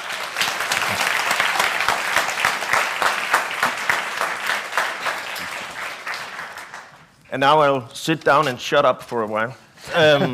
Only for a while. But Julie, let's start with you. And before we go into saying, I mean, what can we do? I mean, from your position with a global view, where are we? Well, that's a big question. I think let's start with what I think are the two biggest challenges facing journalism today, and this, of course, is directly linked to the threats facing democracy. And the first is, from my perspective, the inversion of truth and the discrediting of the press, and that involves attacks, direct attacks on journalists, individual journalists, and news organisations, with a view to eroding trust in truth and facts. And that is part of the weaponry, as problematic as that term might be, which is being used to assault the credibility of facts and truth, and to empower those who wish to upturn peace and to upend democracy. And so the attacks on journalists, especially women journalists, which is an issue that I've been studying in depth for UNESCO and the International Center for Journalists over the past 5 or 6 years, and the attacks on critical independent news outlets, make the ability to develop trust within audiences, extremely difficult. We now see the weaponization of trust, for example. So trust barometers published by the Reuters Institute actually see Rappler, Maria Ressa's outlet in the Philippines, being demonstrated as among the least trusted news outlets in the country. Unsurprising when they've been attacked by Duterte and Marcos 2.0 relentlessly. And so even those measures are being used to target and attack the journalists. So that's the first threat. The second important threat is linked, and that is questions around the sustainability and viability of independent media. We've heard about IFPIM, the International Fund for Public Interest Media, which Khadija mentioned. There are other initiatives which we can talk about in a moment. But if you cannot have journalists being paid, and you cannot have news outlets being able to afford to keep the lights on, even in the midst of the attacks on those journalists and those news outlets, then you cannot possibly hope to win the struggle to sustain journalism. In our part of the world, the Nordic countries, Germany, Britain, we see surveys showing that especially women and young people, young women, we have lost them completely. I mean, they don't support the narrative of traditional journalism, the way we tell the stories, we filter the world for people. Do you see that as a global trend as well? And part of the problem is the lack of women's faces and voices and perspectives. I mean, I sit here with no disrespect intended as the only woman on the stage. That was the same with the last panel. That is the same with our, thank you. That is the same with our news organisations, right, all around the world. So when young women don't see themselves reflected in whatever type of media it is that they're consuming, then naturally, and people of colour, then naturally, and people from low socioeconomic backgrounds. So the elitism and the lack of respect for equality and diversity are one of our problems. But I want to highlight another of our problems, and that is this retreat to the traditional trope of objectivity and misinterpretations of objectivity, as though balance meant that we have to have 50% representation of a lying voice and 50% representation of a truthful voice. Our retreat to this wall of what I think of as faux objectivity, where you can falsely equate the views of Donald Trump with the views of democratically, and I mean that in a small d sense, aligned individuals, then we have a problem. How can an audience trust us if we are presenting this skewed view of the truth that undermines democracy? So these people who now say, I avoid news, is it become socially acceptable for a lot of people in our democracy saying, I don't want to follow news anymore. It's not good for me. I don't want to have my kids watch it. Where do they get the filtration of reality? Where do they get it from then, if not from traditional journalism? So it's part of the problem that we're talking about, right? It's the swamp, the toxic information swamp, which is curated by the platforms and their algorithms, which operate without appropriate accountability and without appropriate responsibility, which we've heard before needs to be urgently addressed. I mean, that is where journalism, credible, trustworthy journalism, independent, critical journalism struggles to be found. And so we have a real challenge in terms of holding the platforms to account with regard to their algorithmic favoritism of lies over facts and propaganda over journalism. And so that is where they are accessing information. So yes, part of journalism's response needs to be to provide information that is credible and accessible and engaging and factual, but also which reflects their lived experience in the environments in which they are accessing information. However, I will say again that it is impossible for journalism alone, in terms of transforming itself, to defend against the orchestrated attacks on individual journalists. You cannot exist in the Philippines and do your job without seeing trust decline when you are being attacked on a second-by-second basis by despots, dictators, and the popular troll armies, patriotic trolls, for example. So we need to understand this in context. Mons, being a union man for journalists a long time, there was a survey coming out showing that there's no profession in the United States who have lost so many jobs since 2000 than journalism. Not even coal miners.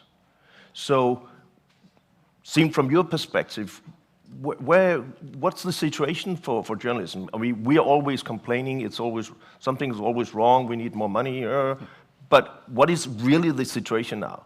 Which is different than it was just 10 years ago? First of all, when you talk about constructive journalism, when you talk about the role of journalism and the role of journalists, if they should be able to do the job, it's important that they can do it in a safe environment, that they can do it in a proper way, so they can also make a living out of what they're doing. So this is really a prerequisite to be able to do what you want journalists to do. And when you ask me what is the situation now, I mean, we see more and more jails with journalists. We see journalists still being killed. Coming a bit back to the jails of journalists, one of the biggest jails for journalists is in Turkey. And there are many jails around that we don't even know how many are there. China, for instance, we don't know how many journalists are in jail in China. But look at Turkey. In Turkey, 1 out of 10 journalists in Turkey have tried to be arrested or be in jail before they turn 24 years. 1 out of 10 before they turn 24 years. Mm. A survey in Turkey tells us that 80% of the journalists in Turkey find that the job is useless. If you have such a situation, it is difficult for journalists to do this job that you want journalists to do. So this is something that we have to change. And when you talk about the safety, and we need the mechanisms to fight the killings of journalists and to fight impunity. What happens when journalists are being killed? Let's take Daphne Caruana Galizia in Malta. She had cases, lawsuits against her.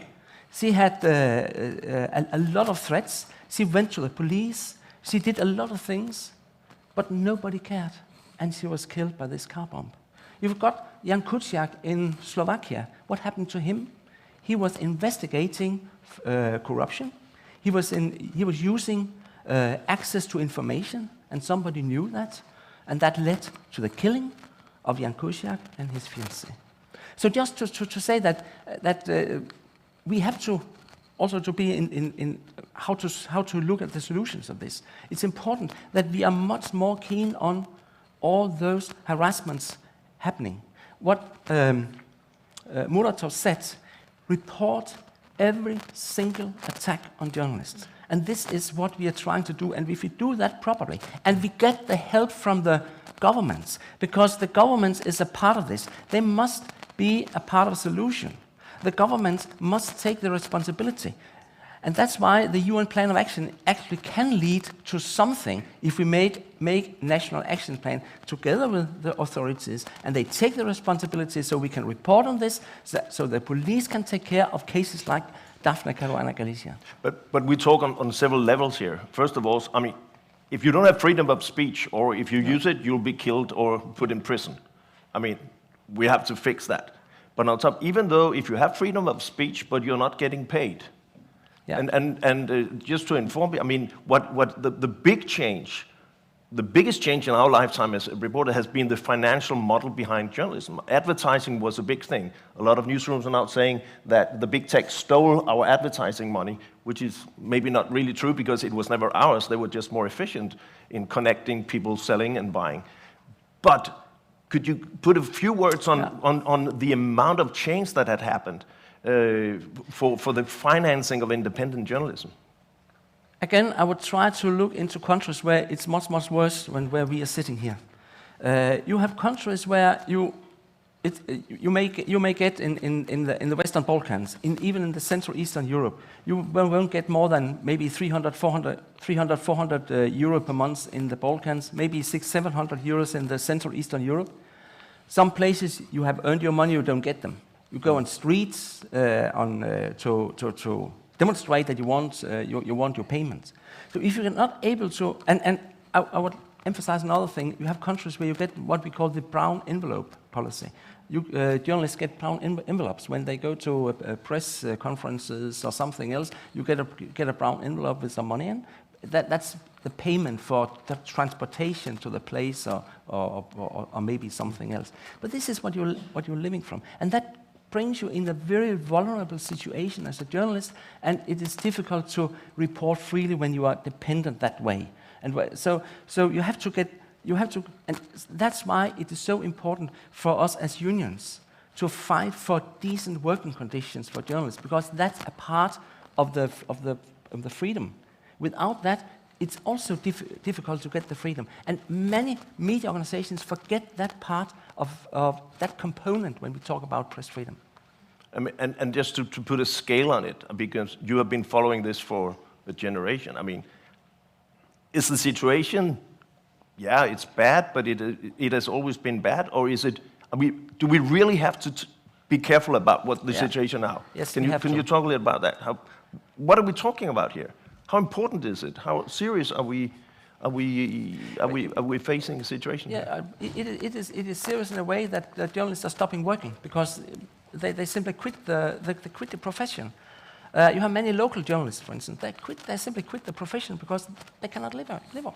And news deserts of local journalists are spreading. And when you have the spread of news deserts in the local areas, you leave a lot of people behind without free independent media, because who take over? Oligarchs, local politicians, municipality makes their own media.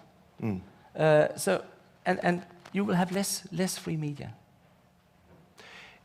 Christoph, your organization is working in many areas in order to try to help that, to help the free speech and journalists working under the press laws. Could you, with your overview, just say what is the situation right now? In fact, and I will follow up on what was said by my colleagues, we have to fight on different fronts, at different levels. First, there are attacks on journalists, violations of their rights. They can be killed, jailed, threatened, etc., etc. Second, there is the level of media outlets themselves, with violations of principles of editorial independence. Media outlets can be, of course, instrumentalized and become propaganda media or circulate sponsored contents. And so we also have to work on these invisible aspects. There is no blood, no walls of a jail, but there is a clear violation of the right to information that all human beings and people should enjoy. And there is a third level, which is the level of the organization of the public sphere, of the now global public space for communication and information. And this globalization is quite new. In the past, we had national public spaces whose norms were established by parliaments. Those norms were transparent, adopted according to democratic processes, and now they are adopted by private companies. And it goes beyond journalism. It's about the public debate and private communication, both. But we've lost the rules. Maria Ressa sometimes says, an atomic bomb exploded. And so on all those aspects, we have to rebuild the systems. And there is one word that we heard a lot this morning, which is institutions. And I like it. Because we need institutions. This is not just about having freedom of expression as a jungle. Because in a jungle, predators win over victims. And so we have to build institutions, and the problem is that the institutions which were established in the history of democracies were established at national levels through media regulation, through ethics. Well, ethics was also, and this is the case, of course, for the Munich Charter, were established at an international level, and ethics is about duties, of course, mostly. And so, but it was, this ethics was in the perimeter of media outlets. But the perimeter of the media outlets doesn't exist anymore. Now, journalism good journalism, quality journalism, public interest journalism, is in direct competition with sponsored contents, propaganda, rumors, pure opinions, family pictures, etc. And so we have to find ways to build and not only to complain. We have to find ways so that we can really rebuild the social function of journalism. And this is not just about the rights of journalists, this is about their duties, even for trust. I think that if we are not trusted, sometimes it's for bad reasons, but maybe it's also for good reasons. And you ask a very good question in your introduction. Are we also part of the problem? And we will not avoid, I think, key questions about ourselves, about our strong beliefs, if we want to get, again, trust of population. Maybe sometimes we are a part of the problem of polarization too. And maybe we do not hear anymore enough people. I saw recently in the Washington Post an op-ed by one of the Washington Post journalists who said, "Oh, I have to recognize my news fatigue. I do not read the newspapers anymore." I read the piece, and it was excellent. And maybe we should reconsider really even some basis of our core beliefs. And now we are going into the second part of it, because I think we have established already in the former panel, and we have reassured each other that we're in trouble. This is serious. And this is not only things that journalists should care about, but whole society. But normally we would stop there, right? And then say, oh, somebody has to do something. We have to be the change we're waiting for, right? So the questions that none of us learned in journalism school is called now what? It points to the future. Okay, now what? Now we know this, now what? What can we do? What concrete things can we do to fix it? I mean, we can say everybody has to do something, but what is it actually you guys are working on in order to try to do something about this problem? So let's spend the last 15 minutes talking about that. Julie. Sure. So when I was a journalism academic and educator, now what was my sixth essential question for students to learn. It is really important. And I think that links back to the idea that this really unfortunate false notion that fair and balanced reporting means you just present the facts on the left and the facts on the right with equal measure. You never actually reach a conclusion. And I think part of our work is to understand that we can judge and assess the information and reach a conclusion. And that's the work of current affairs as distinct from news, or it might be the work of documentary. But I think that's important. But to the practical work that we're now doing at ICFJ, the International Center for Journalists, recognizing the findings of our research over the past several years, which included that 73% of women journalists internationally have experienced online violence in the course of their work, and that an increasing number of them are leaving the profession or choosing not to go into the profession because of the toxic information ecosystem they have to work in online within social media contexts. It's forcing them to withdraw from public view, they're giving up their bylines, they're taking themselves off camera. I mean, this is a really serious aspect of the chilling of professional journalism. So we took that research and we have responded to it in collaboration with computer scientists at the University of Sheffield.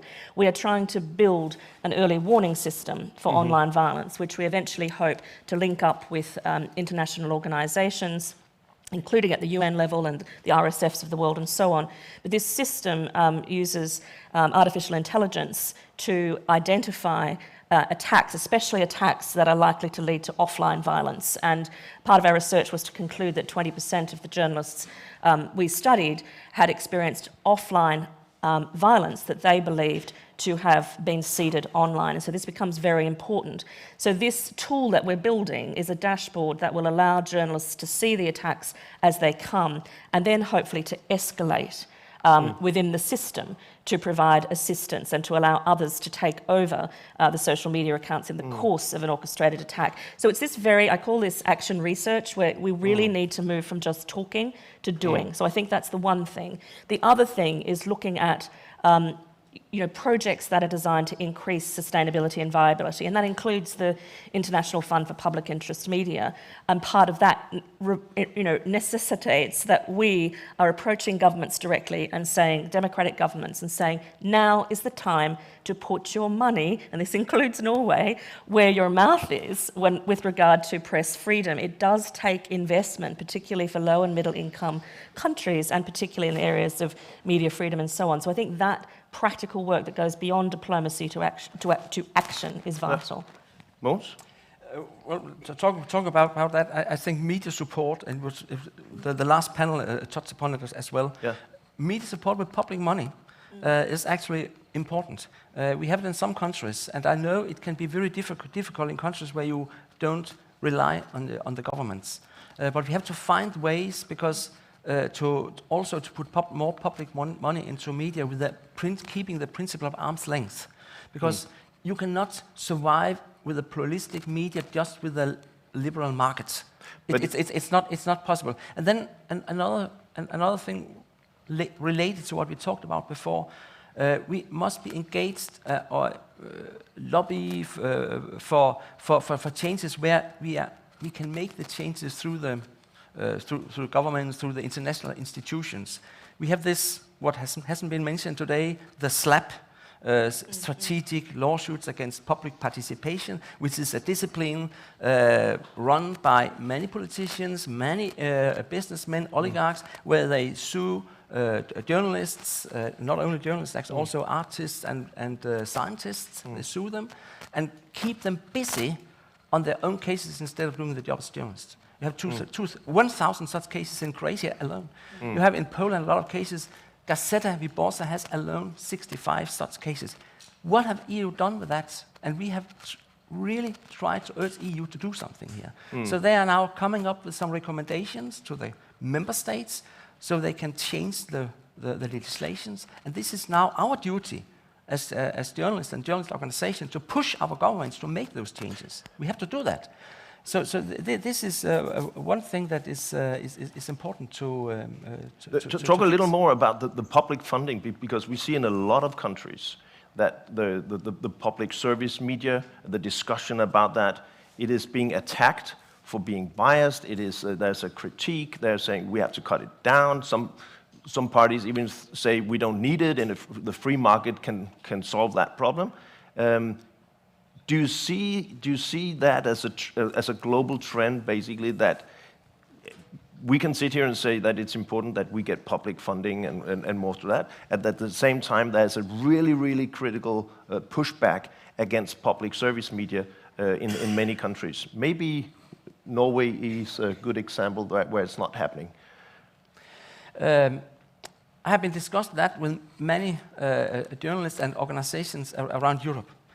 Because they are actually very interested in knowing more about what we are doing in the Nordic countries when it comes to public funding. Because it's not only public service media where you have public funding, it's also private media.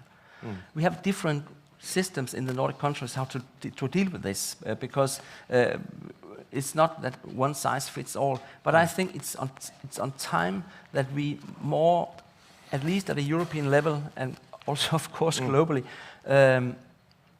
try to find ways. So it's not the oligarchs financing the pluralistic media market, but it's the public, it's the people, and we should do that through our national systems. Why is it better to have a big industry oligarch to make sure that we have pluralistic media than it is the people through their taxes taking care of that? I think this is something which is worth thinking about. And Christopher, after the Second World War, the freedom of speech, freedom of expression was the key thing that should survive, help avoid a new war in Europe. And as we heard Muratov said, that was true for 30 years and not anymore. You're talking about something which I find extremely fascinating. I mean, the idea of the new human right should be access to trusted information. Could you talk about that project? Because that's a solution and very fascinating. Just one introduction to this. In fact, we have to find answers at the three levels I spoke about: journalists, media and journalism, and public sphere and public space. First, on the first one, we created centers in Ukraine. We campaigned for the creation of a new position in the UN, a special representative or special envoy of the UN Secretary General. We have to find systemic frameworks to defend journalists in front of the violations of their rights. At the second level, we have to find ways in the new competition, in the new market, to promote journalism, to incentivize people to comply with ethics, people on institutions to comply with ethics, to have editorial independence, to use the journalistic methodology, etc. We have launched the Journalism Trust Initiative, which is based on a standardization process. We have now an ISO type standard, which is it's purely neutral. It's about processes. And we use a certification market and then negotiate incentives for media outlets to comply with basic journalistic principles. This is scalable. It can really change the game. At the third level, which is who creates the norms and which norms? And this is the answer to your question. You remember, we were in 2018.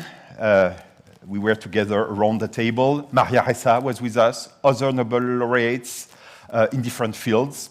And we just wanted to answer a question, which is, which consequences should we draw from the globalization of the public sphere? And how can we create a new system of safeguards for freedom, not only of expression, for freedom of opinion and expression? And the right to information is key. We cannot just base our whole thinking on press freedom in a period when there are a lot of stakeholders who use the concept of press freedom to say, oh, I am a media, I should enjoy freedom, even if what I circulate is propaganda. So we have to really evolve a lot on this. And the basic principle is that all human beings cannot be really free, cannot enjoy their other rights if they do not have access to reliable information. And so that's why we launched the Initiative on Information Democracy, which could be the equivalent of the process on climate change, but for information chaos. And since we started together, we succeed to secure, first, a partnership signed now by 45 countries on information democracy based on the declaration which we drafted with 25 prominent figures. We succeeded to create an implementation body for this partnership, which is a civil society-led implementation body called the Forum on Information Democracy. We launched working groups with researchers, experts from all over the world to address the most new issues because technologies change everything. There are a lot of fields where there are no principles, no legal doctrines. We have to invent the doctrines of the future, the regulation of the future. And so we did it on different aspects. Maria Ressa did co-chair the first working group on infodemics. We have already provided governments with 350 recommendations, and now they work more and more concretely on it. We have succeeded to secure that every year there are summits for information democracy, gathering the governments at the ministerial level. The first one took place last year on the sidelines of the UN General Assembly. The second one will take place on September 22nd. It has not been published for the moment, but I can say it. And finally, we will create the Observatory for Information Democracy, which will be the equivalent of the IPCC, equivalent of conferences of parties, of IPCC recommendations, international commitments. Information chaos and climate change are two key challenges, and we need same types of energy. And you can hear that's really on the high level, but it's also, isn't that true? You've been looking into journalism innovation. I mean, every journalist, every editor, every news organization has an obligation to try to change something and be self-critical and find new, let's say, incentive structures for journalism, change the role of journalism. Can we play a role as moderators in the public sphere instead of enhancing the conflict, as always inviting people to a fight? Blue corner, red corner, duel, crossfire, as we call it. what's the responsibility for each one of us to do something? And you have. Yeah, so I think it's a significant responsibility. I come from a country that is referred to as a Murdochracy because it is so utterly dominated by Murdoch and the Murdoch press. Media plurality is an essential defence against the sort of concentration of media ownership that's a problem there. In terms of looking at innovation, yes, we all have a responsibility individually and organisationally. Take Rappler, which even under attack, under the most extraordinary fire, has managed to find a new path towards sustainability in terms of its business model. And that has involved working with communities, despite all of the attacks that they endure online and elsewhere, legally and so on, focused on solutions to some of the critical problems: poverty, hunger, climate change, disinformation, working on media literacy. So there is work to be done, and we can take our laureate as an example of the kind of approach that's necessary. So journalists become more meaningful for people. And most concrete examples you have seen that you think should be copied around the world. Final word from you. Well, then I will mention two things. First, I will mention the self-regulatory bodies, the self-regulatory system that has to be introduced, but I really need to promote it everywhere, because if you don't have it, the governments automatically will go in and fill the gap and make the regulations. And if you don't have self-regulation, you have state regulations. So we have to fight for that and do it all over. The second thing that I would just mention here, it will be three things. It's the narratives. We have to find a way in the journalism education how to deal with narratives that we have seen in Russia for 25 years. We have seen in Hungary, if you put quotations from Orban and change them with Putin, they are quite similar. We have to find out how do we do this, because their narratives are really strategic, built up through 25 years or more. And there's also a focus on journalism education. And I'm just saying we have to look at a white peace dove in a moment. So I think we should give our panelists a big hand. Thank you very much for coming. There are lots of solutions out there, and we need to do it. Thank you so much to Ulrike Hågerup and to the panel. And as Ulrike said, it's almost noon, which means lunch, and it also means that it's time for a beautiful weekly tradition here at the Nobel Peace Center.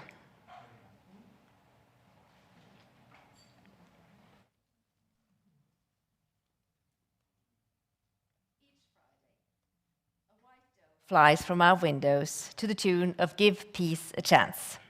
And it carries the good news of the week. And today it will carry good news coming from this stage. Later today we will present a declaration signed by Nobel Peace Prize laureates and civil society actors. It's a 10-point plan to address our information crisis.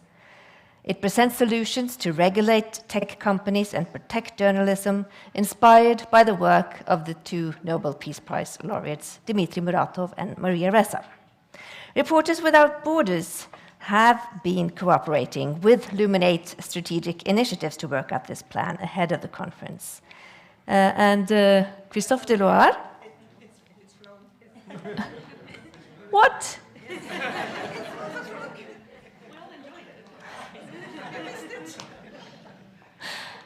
Okay. Okay.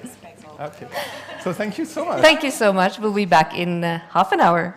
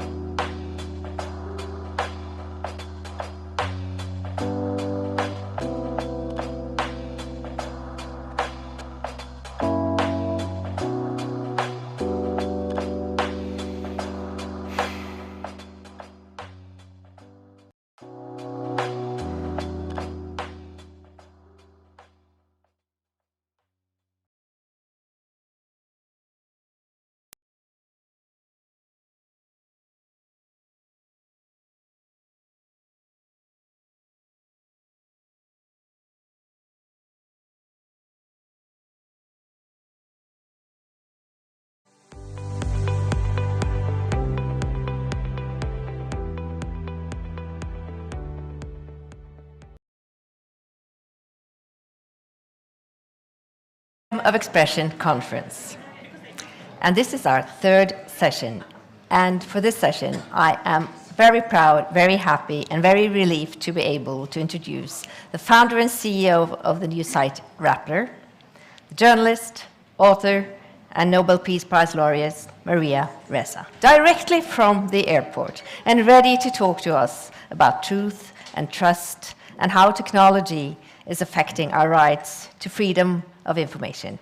Please give her a warm welcome, Maria Ressa.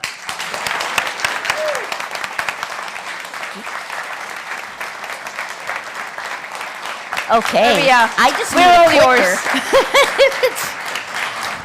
Hi! When Ingvild was introducing me, I was like, oh my God, that's me, I'm speaking. Can I get a clicker? Is that, oh, I forgot to ask. So, let me riff, I see it here. Thank you, wonderful. I really literally just got off the plane.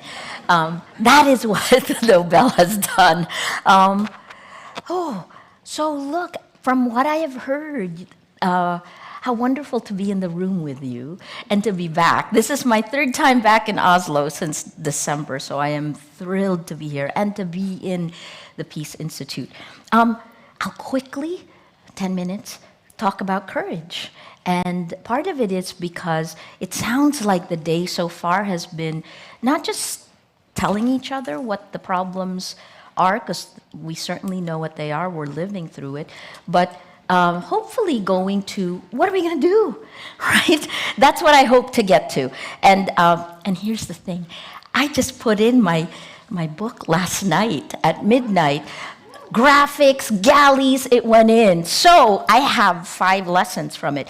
So where are we with courage? Well, look, the last time at the Nobel lecture, I talked about a person-to-person defense of our democracy, right? Because what are we dealing with?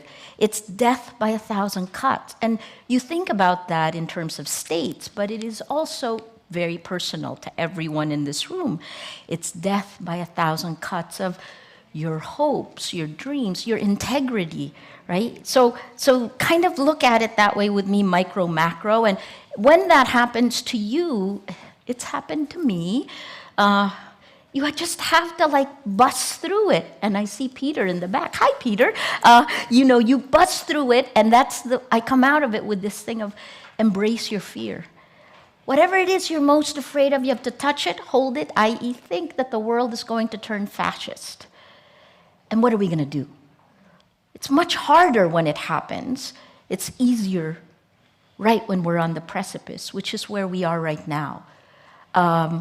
If we go, I just got the report from VDEM, if we go by where we are, which is there are less democracies in the world today, we're back at 1989 numbers. You just have to look at the Philippines. We had presidential elections on May 9th this year, and there's no better example of the impact of disinformation and our kind of crazy information ecosystem when we watched history change in front of our eyes, right? There are 32 elections this year. Kenya just finished. You have Brazil coming up. And it is the same existential problem. You're seeing a kind of stop the steal meta-narrative being seeded on social media.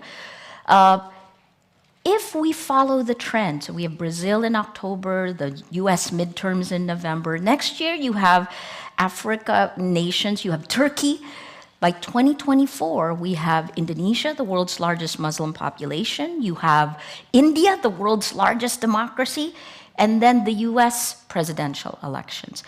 If we follow the trend that we're at and we don't do something now, I think 2024 will be the year we fall off the cliff. That will be the end of democracy. We will have elected enough illiberal leaders that the geopolitical balance of power will shift and democracy will die. I said I would be hopeful, right? So at least we know the problem, right? So we embrace our fear. What are we going to do? Well, every person in this room is very powerful. So I'm going to ask you for your courage, because that will determine our future. So here's my update. Ingvild asked me to just quickly tell you what's happened to us since then. Well, And this leads to our second panel. The attacks online have increased. So it's not just information operations on social media, it's not just information warfare on social media, it is also like quick things, death by 1,000 cuts, distributed denial of service attacks, DDoS attacks. You guys familiar with that, right? Because it started with the Nobel stream in December from Oslo to Manila. So the Nobel Foundation said that that stream was targeted on that day. But then I went home and all the media organizations, the news organizations in the Philippines were attacked all together. And then it just got worse. We found like this hacker group that was mounting attacks against the major Philippine news outlets, and then our government praised them. That's the upside down world. Welcome, right? And then we dug deeper with a Swedish group. We found that there was one man in Davao City who was at the core of it. Davao City is where former President Duterte, that's his home base. So we found this guy. Once we talked to him, the DDoS attacks stopped. But then we looked at where they were recruiting people, and it was on Facebook. So Facebook took him down. Hi, Khadija. That's the first, DDoS attacks. The second is that they didn't just come frontally, they came in the back end. So check your websites. Guys, who knows what Black Hat SEO attacks are? Yeah, you gotta know. Yay, Black Hat SEO attacks, meaning they take junk links to AI-generated stuff. Some of them on easily, like these are sites that Google could do something about and has, I hope. But what this means is it sends death by 1,000 cuts, tens of thousands of junk links to your website, in our case, to Philippine news groups. So we as an industry were under attack. And when we looked at it, you have to like physically actually annul these links, tens of thousands, right? So it takes your time. It just takes time and time.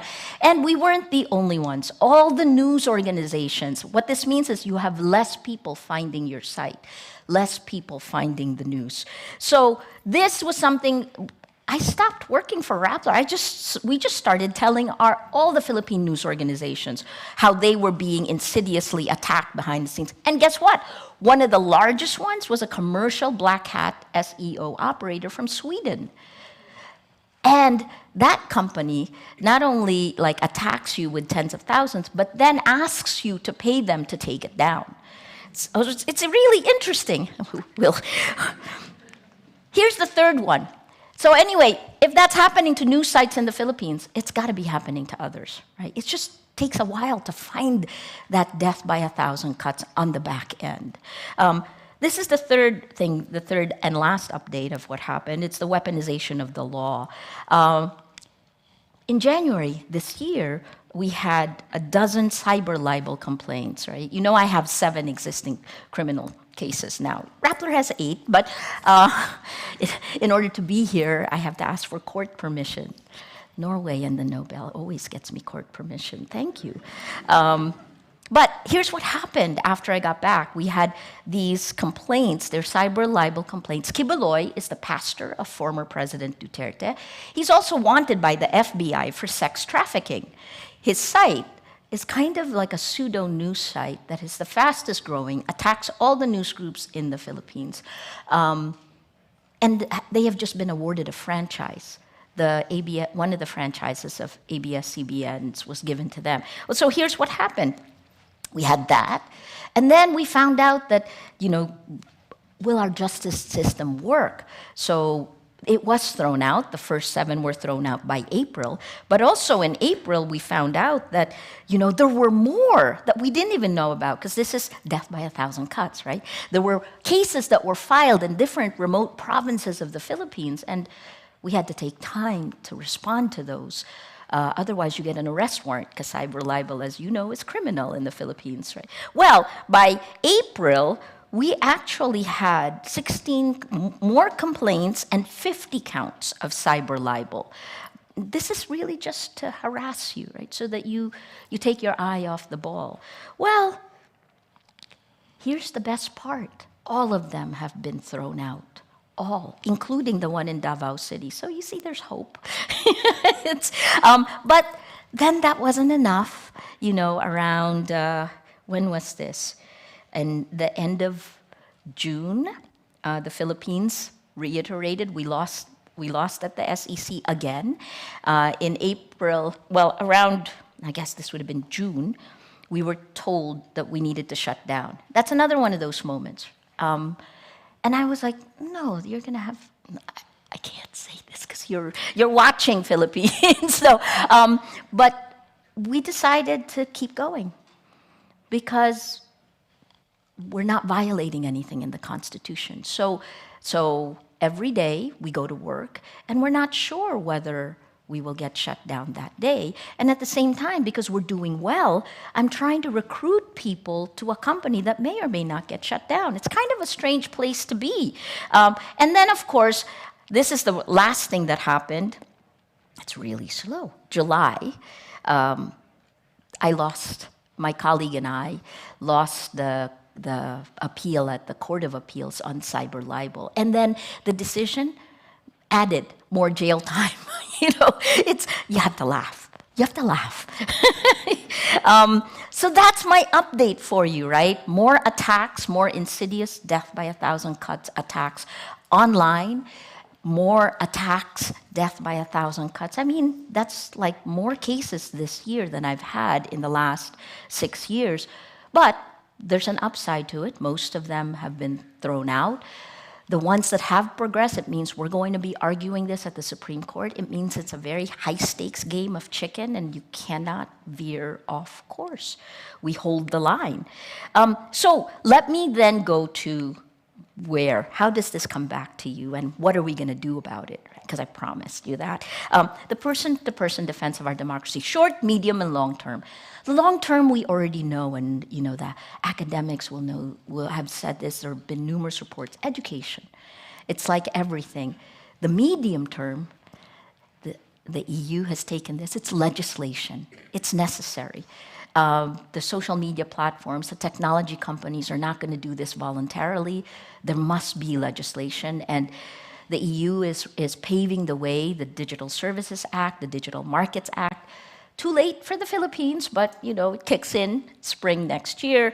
And then in the short term, this is where it's person to person, and where we can do much more together. This is where we have to figure out what civic engagement looks like in the age of exponential propaganda, in the age of a behavioral modification system that is our information highway, right? So what is that? I have an example for you. We tried this in the Philippines. We didn't do it long enough. For our elections, we decided, and we worked with the Google News Initiative and with another, a tech-based kind of pipeline called Midan. It's San Francisco-based. But look, it's a whole-of-society approach. That's what I wind up calling it. But it starts with this pyramid. So we started it really, truly in February, because it took a few weeks to set up. But 16 news organizations working together for fact-checking. Fact-checking is really boring, right? And you used to think this was like implicit in everything a news organization does. On the internet, fact-checking is critical. So for the first time, these 16 news groups, nationwide and local, hyper-local news groups, we worked together. And it was fantastic to do that. Everything that we created was Creative Commons. Anyone can repurpose, anyone can repost. And then the second layer is the most important part. Because remember, fact checks are really boring. They don't spread on social media, which is how Filipinos get our news. So we created the mesh layer. Mesh, these are civil society groups. Business finally joined. Power and money's got to come into this battle. The church, Asia, the Philippines is Asia's largest Roman Catholic nation. And what we did is we told the mesh, so Nobel Peace Center, for example, right? We organized ourselves so that the mesh shares these fact checks and they add emotion because it's a thinking fast distribution system. It needs emotion, and we journalists aren't very good at that. So mesh, and look, it was actually really good. And I got the idea for mesh. Did you guys watch that movie, Don't Look Up? Yes. You remember how the planetary system came together, bit by bit by bit? Mesh, it was a mesh. It created a mesh before to throw off the asteroid. So the mesh was the distribution system, and it worked. Anyway, the third part is research. If the first is to create truth, the second is to distribute, the third is to analyze. And this is the first time 7 research groups came together with the data pipeline that we all could see, right? So the data pipeline brought that. And every week, we did a webinar where each research group would come out with their finding and tell our public, our people, who's doing what meta-narrative, what lie is being seeded, who benefits from this, who is the target. So the research groups did that. We did 21 research papers, and these are now all being peer-reviewed, but we reversed the academic cycle. Instead of peer review and then media, it was like, atomize it first, bring it to the public first, because you need to do that, and then it'll go to the peer reviews after. But we checked each other, right? So there's lots of stuff. That was incredible. 21 from March to May. 21. That's pretty cool. And the last one, the one that's most important, is the law. Where the heck are all the lawyers? Because impunity online is impunity offline, right? If there is no rule of law online, how do you expect our rule of law in the real world to survive? It hasn't. That is the erosion, right? So what happened here is that our legal groups in the Philippines came together, and what they did is they filed more than 23 legal cases, strategic and tactical litigation that helped protect the journalists who were being attacked, that helped protect the academics, because now history is under attack. So the academics are feeling the heat that the journalists have felt before. This worked for a period of time, but not enough to stop the overwhelming win of a new Marcos, the namesake of our former dictator, Ferdinand Marcos Jr. He's our new president. But it works. And how do I know it works? The impact it created. Within the first 2 weeks that we rolled this out, the Solicitor General, the Office of the Solicitor General, filed a petition at the Supreme Court against Rappler and the Commission on Elections, calling fact-checking illegal, saying that it is prior restraint. We fought that also, and it's gone, but it was at the Supreme Court. So, all right, let me just come with the 5 lessons. Now, this is for you. I tell you, I just finished it. So, at the Nobel lecture, I asked you, what will you sacrifice for the truth? And I realized that, in writing this book, I wrote 400 pages that got edited down to 200. These are the lessons that I put in there. And they may sound really naive, but I think that's what the world needs. Remember when I pulled out the t-shirt that said, in order to be the good, you have to believe there is good in the world? That's the part that social media has taken away from us. That emergent human behavior that is coming out today emphasizes fear, anger, hatred. It makes us our worst selves. So remember these things. This is what I'm told by my publishers I should say. Inside the book, when you read the book, in the book, I actually go through and show you the data behind all of this, right? But, lesson number 1 for me is learn. You're here. Learn. This is a time when it seems like the world is falling apart, which it is. But last night I was with a climate scientist who was optimistic. I think that's the most existential problem we face, and we cannot fix climate if we do not fix our information ecosystem, right? How can we get the right information to you? So learn. The studies also show that the people in the middle, the people like us, are the ones who are quiet. they said that the most extreme 6% are the ones that are taking over the information ecosystem. So don't bury your head in the sand, right? The second, speak. Speak. I was on the same stage where Salman Rushdie was attacked in Chautauqua, New York. And, you know, it was a community that had been together for 149 years. And when I sat, it seats 2,000, 3,000 people.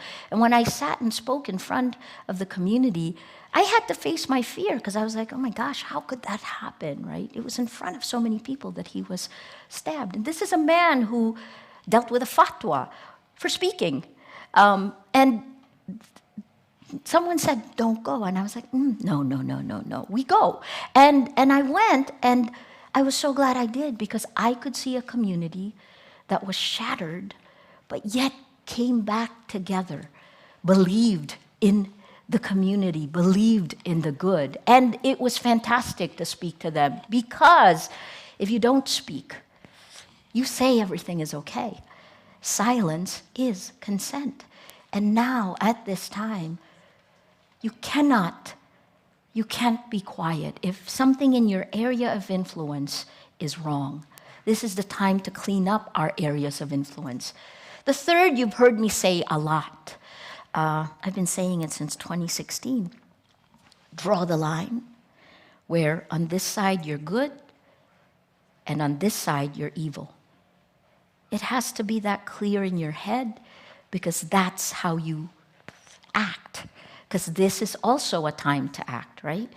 The fourth is, this sounds naive again, we have to trust. Because that's what's been broken. So each of us in our area of influence, even if our families are being torn apart, we trust. Our families are easier because we love. That's the other part. Love, right, is connected to this. But trust. What's being used to manipulate us is fear, anger, hate. So think slow, not fast. Us against them, when you run into that, and there are many ways to talk about that. It could be, it's now part of state ideology in Hungary. It's moving in all different parts of the world. We need to avoid that. And Europe, more than any part of the world, understands what could happen when us against them is pushed to the nth point.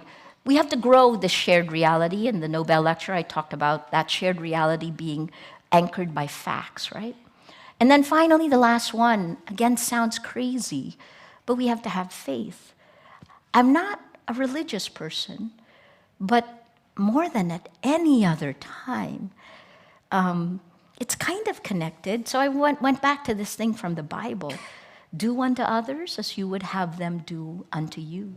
It's an empathy that can get lost. Again, on social media, so if you're not on social media, stay off. Hi, Facebook live stream.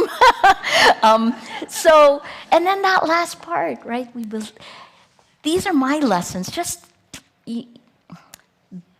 People ask me, how do you find the courage? It's in these 5 things.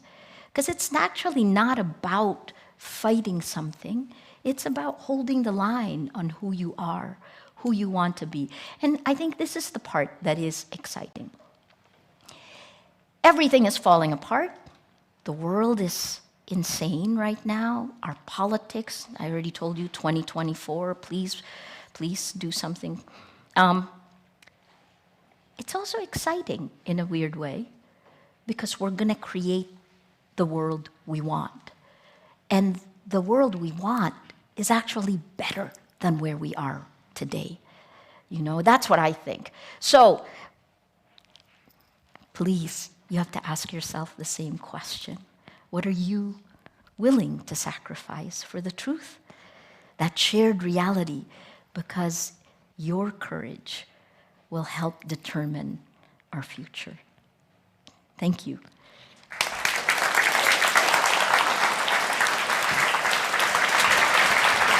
Thank you. Thank you. Thank you, Maria.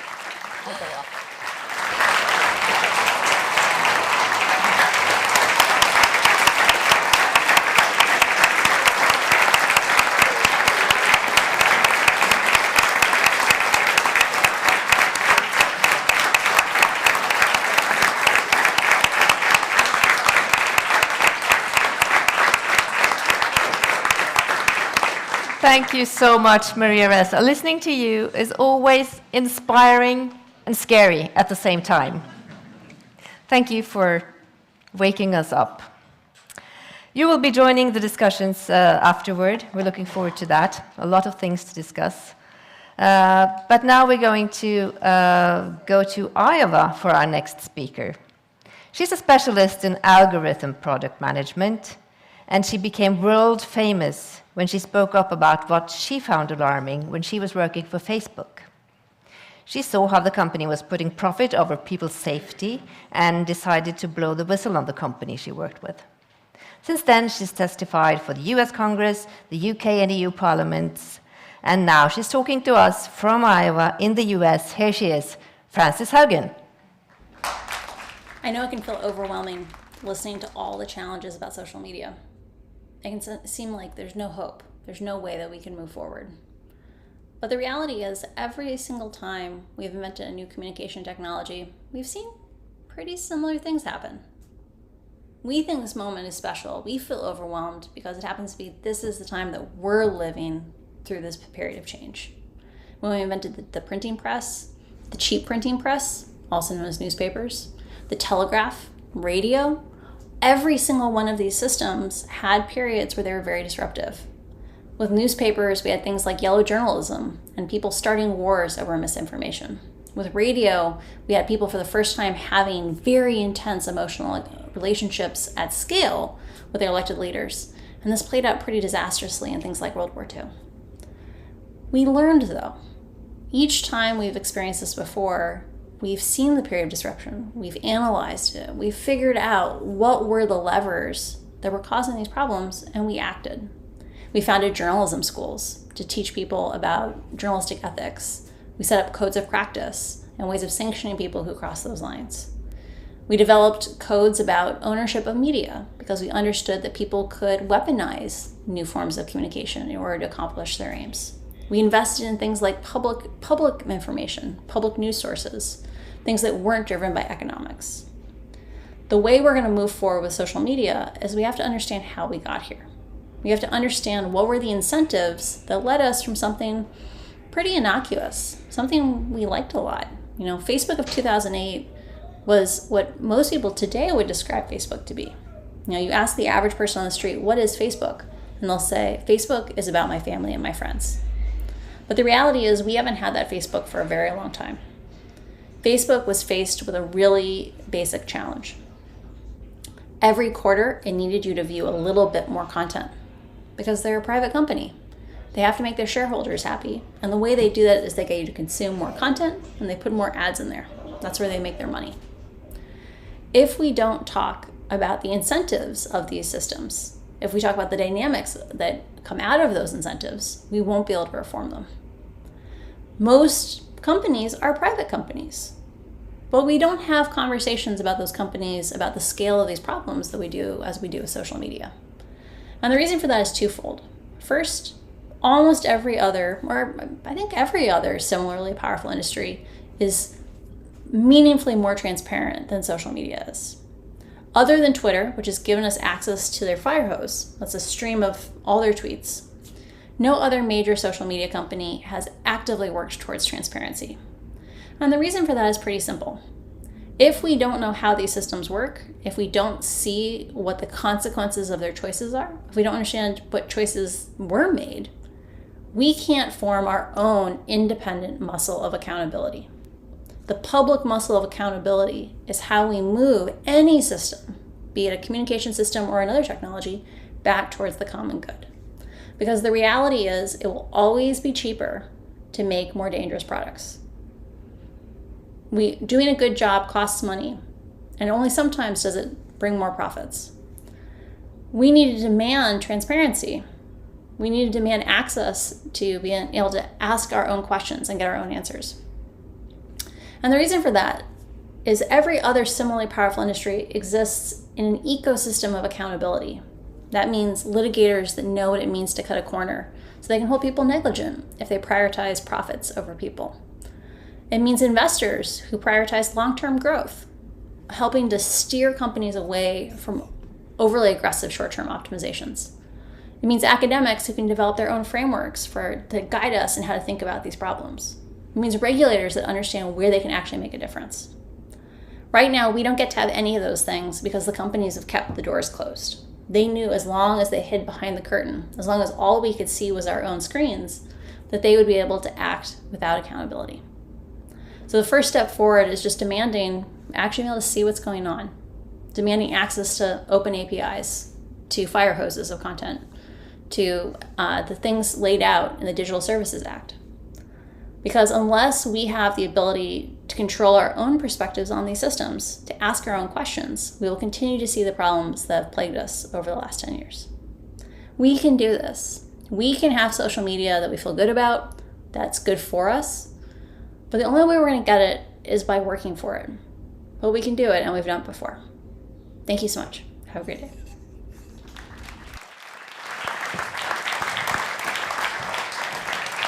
Thank you so much to Frances Haugen. And Ressa, I want to ask you, what did it mean that Frances Haugen blew the whistle on Facebook the way she did? It was, well, she validated everything we knew. You know what I mean? Like, we could feel it, we could feel the impact, but then she's extremely articulate, she's seen the data, and then that was when I think America woke up. I think the EU has been slightly ahead of it, but it's still not enough. Frances was talking about something that just opens the kimono, right? Sorry, I shouldn't even say that. That's now not politically. But Frances is talking about something that more transparency. And she's talking about stopping the impunity. That still is going to take time. So this is part of the reason I'm actually really excited for what the Peace Institute did with our 10-point action plan later, which we'll tell you about. And luckily, we have more time to discuss these issues. Yes. So you can have a seat here in the panel. Okay. And I will welcome Ingrid Stolpestad from Amnesty International Norway. She will lead the discussion now on how we can tame technology. Welcome, Ingrid. The floor is yours.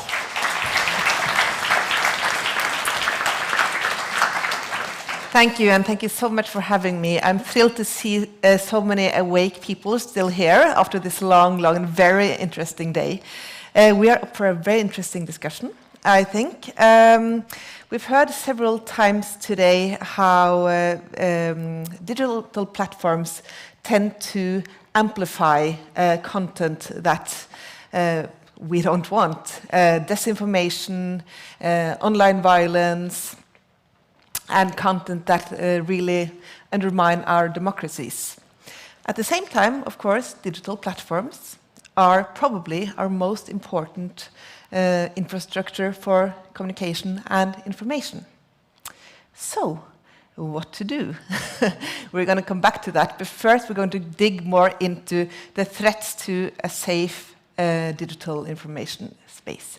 And to help Maria and me with that, I'm going to invite Bruce Metzvairo up to the stage. Please come up, Bruce. Bruce is Professor of Media and Performance Studies at the University of Utrecht, and you have studied extensively the link between social media and conflict. So I would like to start with you, really. If you can explain to us what are the connections between the digital platforms that we are so active on today and real-life conflict? And please, if you have any examples. Okay. Thanks very much for having me. I think where to start? Perhaps I would start with the current research that we are doing with colleagues, since we're in Norway, with colleagues based here in Norway, funded by the Norwegian Research Council. And it's trying to look at how social media exacerbates conflict in Mali and Ethiopia. So we are using these two countries as comparative case studies. And so far, we already have some preliminary results. What we have done was to actually go to these two countries and assemble journalists, fact checkers, all the key stakeholders in the media ecosystems in these countries. And what we are actually seeing is indeed from the preliminary results that there is that link. And what causes that in these countries?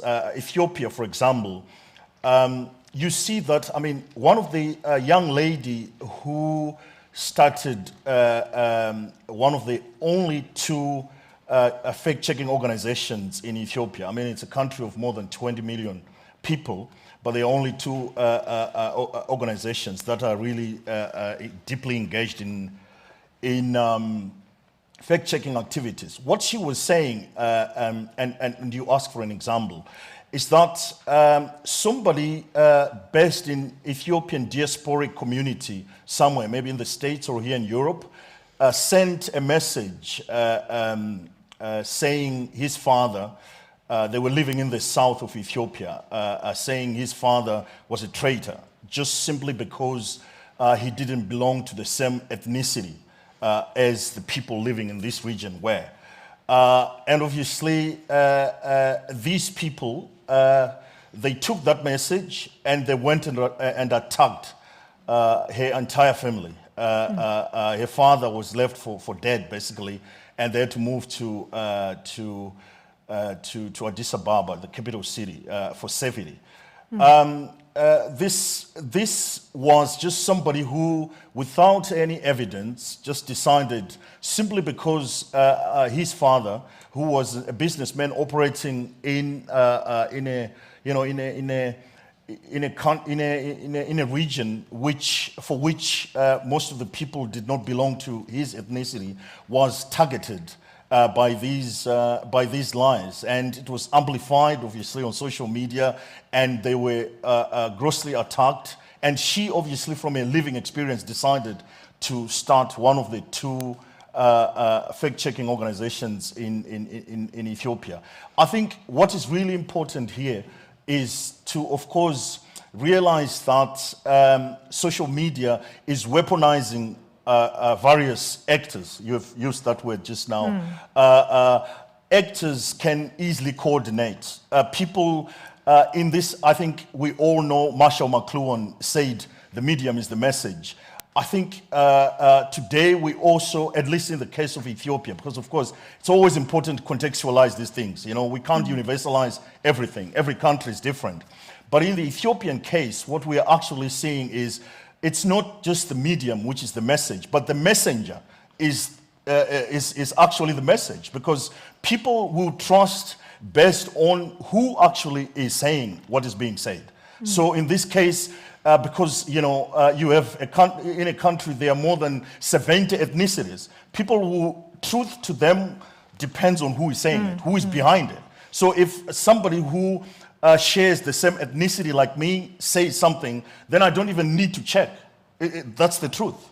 If this person comes from a different tribe or ethnicity, then I should not even bother, because he doesn't represent what I believe. And that is the danger, and that is what we are seeing, and that's why social media is a problem. But this, then it might be easy maybe to think that, well, isn't this the fault of the person who is sending the message? And I would like to ask you, Maria Ressa, what is then the role of the tech platforms in this? Why isn't this the fault? Why are we looking at the platforms and not the people who are actually sending the message? Because the people have been manipulated. It is us against them, and I disagree. I think it's not different for every country. I mean, when you talk about that, let's talk in Myanmar. Both Facebook, before it was called Meta, so Facebook and the UN sent fact-finding missions there. The UN one was led by an Indonesian, Marzuki Darusman, and they both came out of it saying that genocide was essentially enabled by the social media platforms. It's been like one of those words that they say, well, it's really up to the people, it's the people. It's not. This is where it becomes a behavior modification system, right? And you know the terms gaslighting, Julie Passetti, define. No, gaslighting, right? Now, if the person you're trying to, the person in power is lying, and you're the person who say they're lying, that person, all they have to do is to mobilize 1 million bots or 1 million fake accounts to say you're lying. I'm not a criminal, but I am. You know, like how do you trust? You can't. So gaslighting is one phrase that gains new meaning in our world. The other one is dog whistle, right? The case of Carol Cadwallader in the UK, she was the one who broke the Cambridge Analytica story, and yet, you know, there were people who you would otherwise think would, real people, not, this is another out for Facebook, where they only looked at accounts for many, many years that were coordinated inauthentic behavior, what they called CIB. But this is coordinated authentic behavior. So after January 6th, when Silicon Valley sins came home to roost, they came out with a policy called brigading, when real people are the ones who are incited to do this, and then they finally have a policy. So that Facebook, you know, the 300 Facebook accounts who were doing DDoS attacks that they took down was under that case. Look, the incentives to incite, to make you angry. The minute you're angry, they push to hate. Ethiopia is one of the countries that were in the 10,000 plus documents released by Frances Haugen. You can see it there. What actually the platforms have shown us, the tech companies have shown us, is how much more we human beings have in common versus what keeps us apart. Our biology is the same cross countries, cross cultures, and we are being manipulated through that, right? E.O. Wilson, he passed away last December. He's an a scientist who studies emergent behavior in ants, right? So think emergent behavior in humans. He said our greatest problem is our Paleolithic emotions, our medieval institutions, and our godlike technology.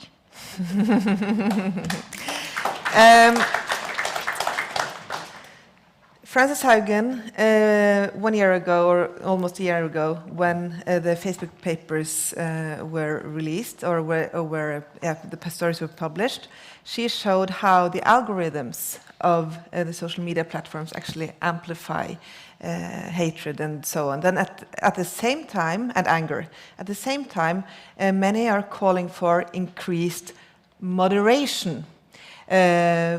What do you think, with your experiences, Bruce, in your context, would that be a good solution?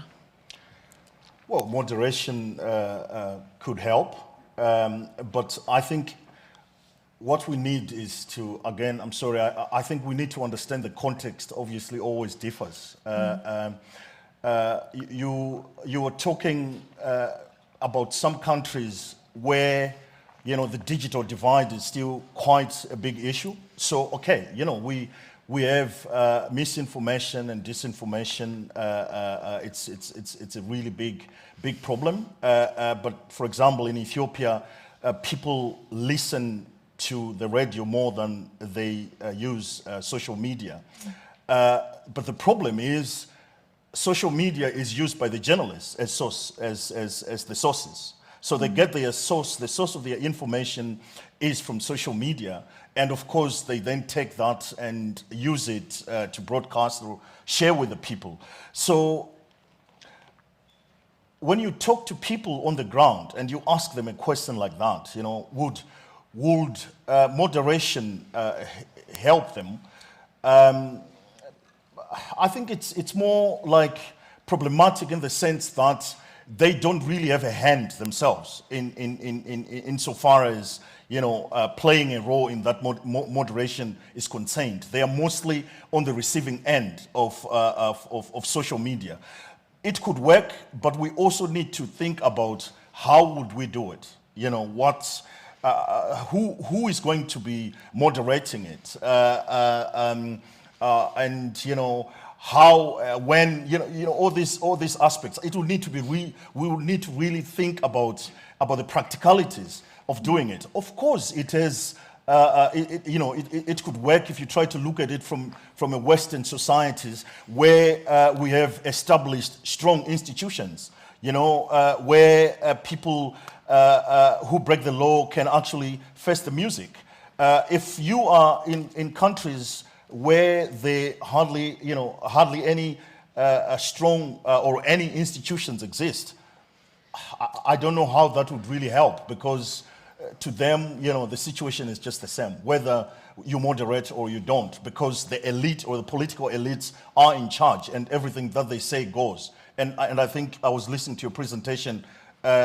In some countries, it's even worse than what Maria was saying. So I think the problem, indeed, we have a problem with the social media companies, but we also have to rethink our political systems, our political approaches, because the problem is we are talking about social media, but I think we have a bigger problem here, which is not just social media, which is also thinking about how do we actually deal with these dictatorships, which are tormenting us, or which use social media to target journalists like Maria Ressa and others. And I think that should be the problem, because I don't think Facebook and Twitter and others would really want to do this unless if it's in their interest. Of course, if they're going to lose money, they will probably not want to do it. Of course, if it's the European Parliament or European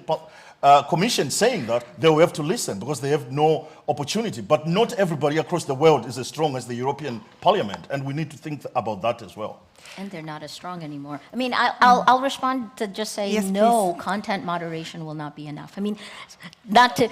And would it even be good if big tech decides what we're allowed to say? So I think what I've been trying to say is that we have lost agency. Right? This is like Soma in Brave New World. So you kind of think of, here, let's describe the system that we're in. The system is, when you type in something on any social media platform, that stuff over time is pulled together by machine learning so that this way they build a model of you, right? You can call that cloning, right? So you're essentially, your private thoughts, it becomes your clone. There's a clone of you that knows you better than you know yourself, right? And that clone of yours is then harnessed by artificial intelligence. The companies say they own it because they use machine learning to recreate you. They own your clone. Think about that, right? If somebody made a clone of you, do you own it? Or so they pull that up. That's the upstream problem. And that then is how they micro-target. Right? So AI takes all of the clones of all of us in the room. Imagine in a virtual world. Let's call it the upside down. In the upside down, there's all of us, the clones of us here. And then someone says, I want to target those people who are kind of weak. I want to make them smoke. And they pull it out, and they can. And then you will be nudged. And those who are weaker in that sense, it's built into who we are, will begin smoking. So what I was saying, and I think built into this, that connects to the politics and the rise of dictators, the rise of digital authoritarians that are democratically elected and who then cave democracies from within. That's what we've been saying. So when we have elections, when Brexit happened, and that is a societal thing. But think about it in 2016 when the political dominoes began to fall. Duterte was elected in the Philippines. A little more than a month later, you had Brexit. Then you had all of the elections coming up. By November, Donald Trump is elected, right? So we've gone through this. That's the problem. Who owns that data? And so four things come together that every legislator takes apart differently. Francis and I have testified for different countries together. It is data privacy, which we will talk about. It is antitrust. It is user safety, right? Like imagine if somebody can point a gun at you. I can point a gun at Christoph and I'll get away with impunity. That's what's happening online. And then the last one is content moderation. But by the time you talk moderation, the distribution has already gone crazy. Yeah. This is not a freedom of speech issue. It is the distribution problem. You know, when you amplify the lies over facts. I will very soon we will welcome some new members to the panel. Before that, I want to ask you one final question in this session, and that is, we all remember 10, 12 years ago, we all believed that social media would be the way for change forward. That would be how it would create new revolutions. Where is that now? Do we still have that hope that social media also can have that positive democratizing effect? Bruce? Well, I think social media could actually help us democratize. You know, we have a lot of examples where social media has been put to good use. The former president of Sudan vowed that he would never be removed from power, vowed that, you know, social media protesters would never remove him from power. But ironically, they actually, as we now know, they actually removed him from power. So there are some examples where we've actually seen social media being put to good use. But what we really need is to rethink, you know, social media, to think about regulation. Do we need regulation? How are we going to do, you know, this regulation? Because we are now really faced left, right, and center by this misinformation, which is quite ubiquitous, and it has an impact on people's lives, particularly in countries that are non-democratic, because people there do not have a long-standing history with no rights. So to me, it's a double-edged sword, if you want. We can see the good signs, but there are also bad signs. What we need are people who are more responsible, and we'll probably win another Nobel Peace Prize if you knew how to actually make people more responsible, because, you know, it's a daunting task, but we wish everybody would. Thank you, Maria. A short comment from you as well on that. The people in charge of the companies have to be made responsible. Yeah. The impunity must stop at that point, and that is not going to happen. I mean, I had hopes, you know, social media for social change. That was, we created Rappler on social media, on Facebook, a decade ago, right? And it isn't, now it is probably the biggest menace we all face. And here's the problem. It's been 6, 7 years now, right, since 2016 when the dominoes began to fall.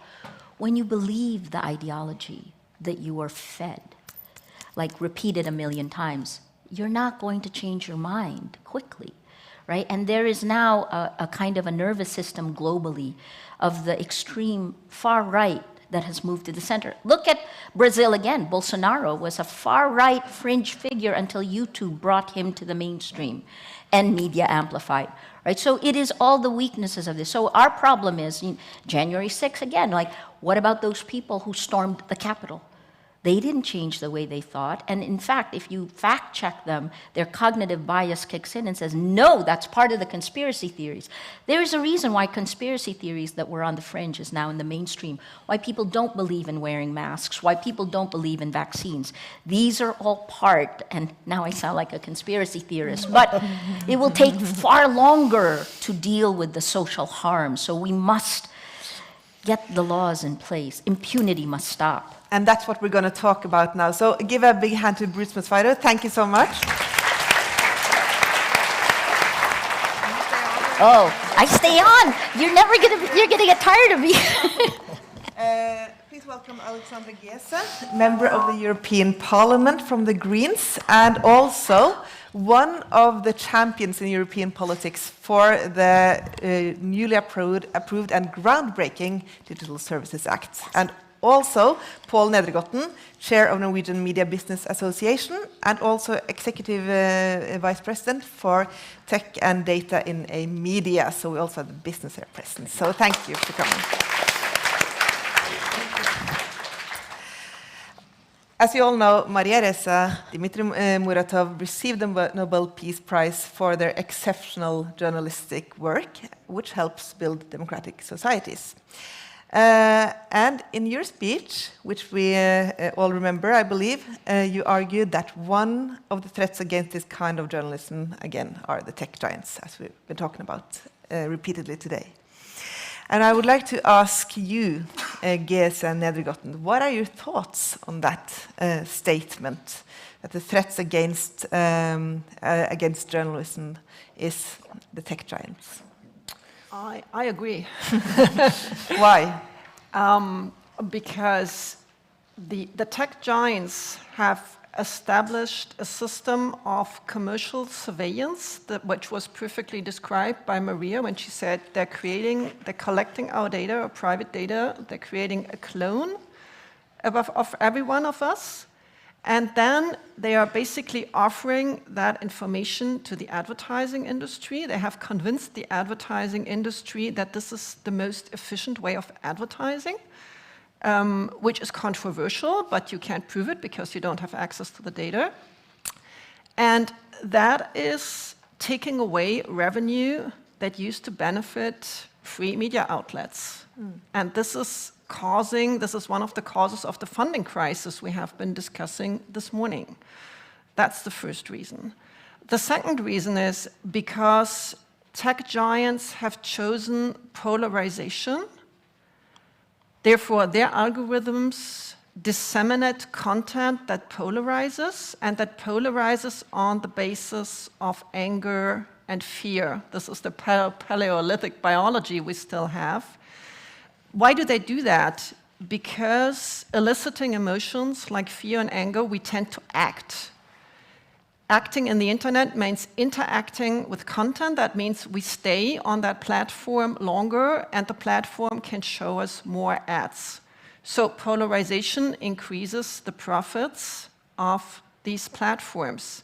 And that is a threat to democracy. And I am also convinced, like Maria, that the demise of democracy that we have seen before is connected to the rise of the tech giants.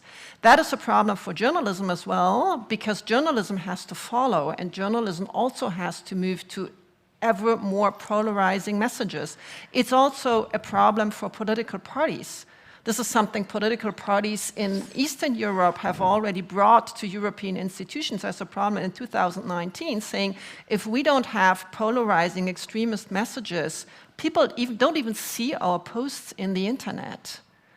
And this is where it comes all together, and this is why we need to regulate the business model, and we need to regulate access to the data, more transparency in order then to find out how exactly to regulate platforms. Paul Nedregotten, representing here the Norwegian media landscape, how would you describe the relationship between Norwegian media and the tech platforms? I think Facebook describes it best themselves. It's complicated. So first of all, I mean, I think Maria's statement is fairly uncontroversial at this point in time, right? We all know this. And I'm very aware of sitting here as a representative of the Norwegian media, listening to Maria, listening to Bruce talking about, what's happening in Africa, representing a fairly peaceful corner of the world, right? But I think it's really important to be aware that the forces working in the Philippines, in Africa, in America, in the UK is also at work here. And it's sort of, I think your point in terms of the financing of media is an extremely important point for Norway and for many, many others, because funding journalism, funding local journalism is crucial to have vital democratic institutions locally. We now know a lot about how strong local media underpins local democracy. And if local media outlets, newspapers or whatever, disappear, local democracy is also undermined. So this is very much something that we feel every single day in our work here in Norway as well, but certainly not to fortunately, not to the degree that you do in the Philippines. You're so lucky. No, but you're right. We are in so many ways in Norway, and before lunch we did hear several speakers talking repeatedly about how the business model of free independent media is being threatened. Nedergotten, can I challenge you to explain how it is threatened by the digital media landscape, the digital communication platforms? Right. So Maria used the term death by 1,000 cuts, right? But it's very much, first of all, I mean, I think we all have a fairly good understanding of how we should proceed strategically, right? And I think we made, at least in the Norwegian media market, and I think elsewhere as well, we made some strategic mistakes in the past. One of the things that I'm certain we didn't make a strategic mistake on is to go for the subscription economy in newspapers in Norway. I mean, we are probably the healthiest ecosystem in terms of financing here in Norway at the moment, right? But I think we made two mistakes. I think we made one strategic mistake in terms of putting all of our eggs in the basket of the technology vendors in advertising. We don't control the advertising infrastructure in Norway. And I think that is a very expensive mistake. Who controls it then? Excuse me? Who controls it? Well, these days, Google, essentially. Yeah. But I mean, it's complicated, but you know, the giants do, right? I mean, Google is on essentially all parts of the table. They sell advertising, they run the advertising networks, they have the advertising systems that we utilize. They run the cloud services that we use, right? So essentially they're on all sides of the table. And we have, I must say, we have great dialogue with Google. I mean, they're great guys, they're good guys. I mean, I firmly believe that these people, they want to do good. But I think on a strategic level, the way the technology is working is benefiting us, but it's benefiting them far more. And I think that was a strategic mistake that we made here in Norway and elsewhere. There was a window 10 years ago, 15 years ago, and we didn't take them. The second strategic mistake, and I think we are sort of living that at the moment as well. Maria said that Rappler were created on Facebook.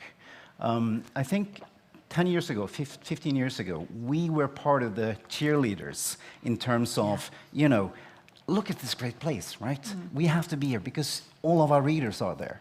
And I think we at the moment, you know, the young are fleeing Facebook at the moment, right? So we are discussing how should we act, where should we be on Snapchat and on TikTok, right? So we are sort of, we are sort of, you know, putting our editorial control content onto these platforms. We are strengthening them in many ways on a strategic level. So tactically, it probably makes sense, right? Because we are getting something in return. Strategically, long term, it's complicated. It's complicated, noted. I have a theory, and that is that it is very unlikely that we all are going to log off Facebook and the other big tech platforms tomorrow. They are great services in many ways, and also, again, our most important communication infrastructure.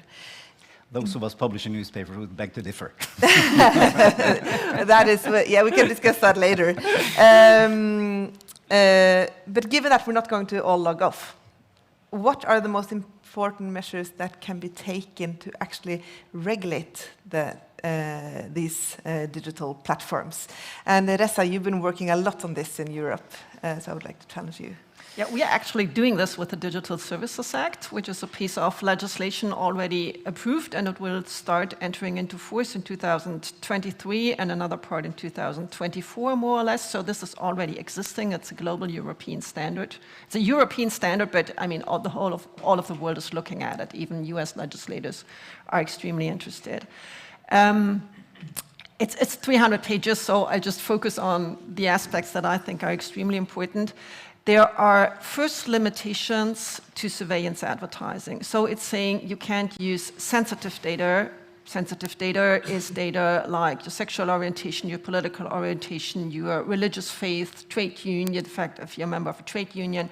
You can't use that for profiling you, for that clone, I love that term, that Maria described, for advertising. And you can't use children's data for advertising.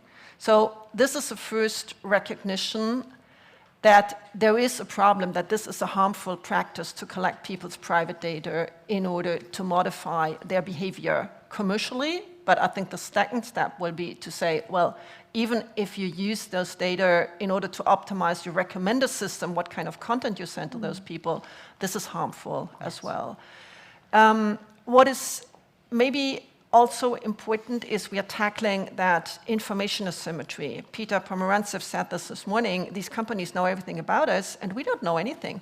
You know, if I read the newspaper, I know who owns that newspaper, what his political or commercial interest might be. With the platforms, we don't know. So we have introduced risk assessments for the very large online platforms, so Google, Facebook, for example, Instagram, TikTok.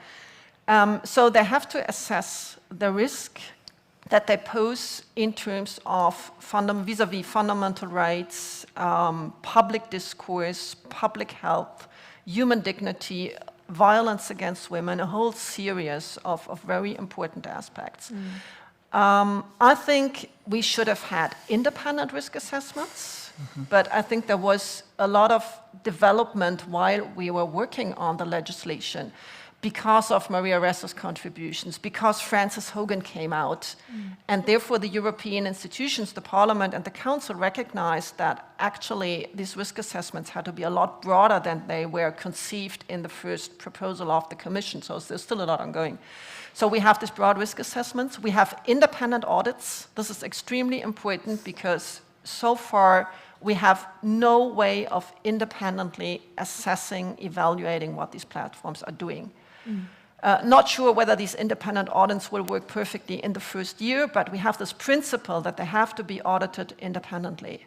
We have the possibility for the European Commission as oversight institution and for national enforcement bodies to access the platform's data. And this is really revolutionary. We don't have that anywhere so far. In Europe, it will be possible for certain purposes, for very clear rules and limits to access the platform's data to see what they're actually doing and whether they're saying the truth. And Francis Hogan has told us they're not telling us the truth. So now we can check this. And we have independent research institutions who can do research projects and access the platform's data.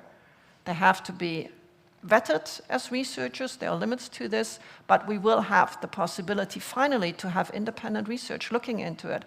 And also civil society organizations will have a more limited way, but they will have the right to at least use the data that is openly accessible and do their research, which currently is not the case because Facebook are threatening them with litigation. So these affirmations that we are making, we will be able to have the evidence for that and to tell the story based on the data. And I think that is extremely important. And therefore, we will also be able to figure out what exactly are the mechanisms that are so harmful, that promote all that harmful content, all that disinformation, all that hateful speech.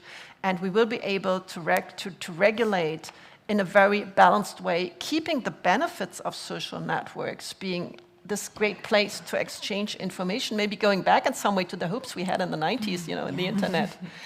But throwing out the bad stuff and saving us from global dictatorships. Yes, please. So I would suggest a friend and I who works in one of these tech companies, we were having a discussion of what things they can do. Please consider, it's addictive. It's mildly addictive. It's physiologically, it changes you, your levels, your hormone levels, and certain things shift when you're on it. I mean, one of the things, remember, we have rules for what age you can have alcohol.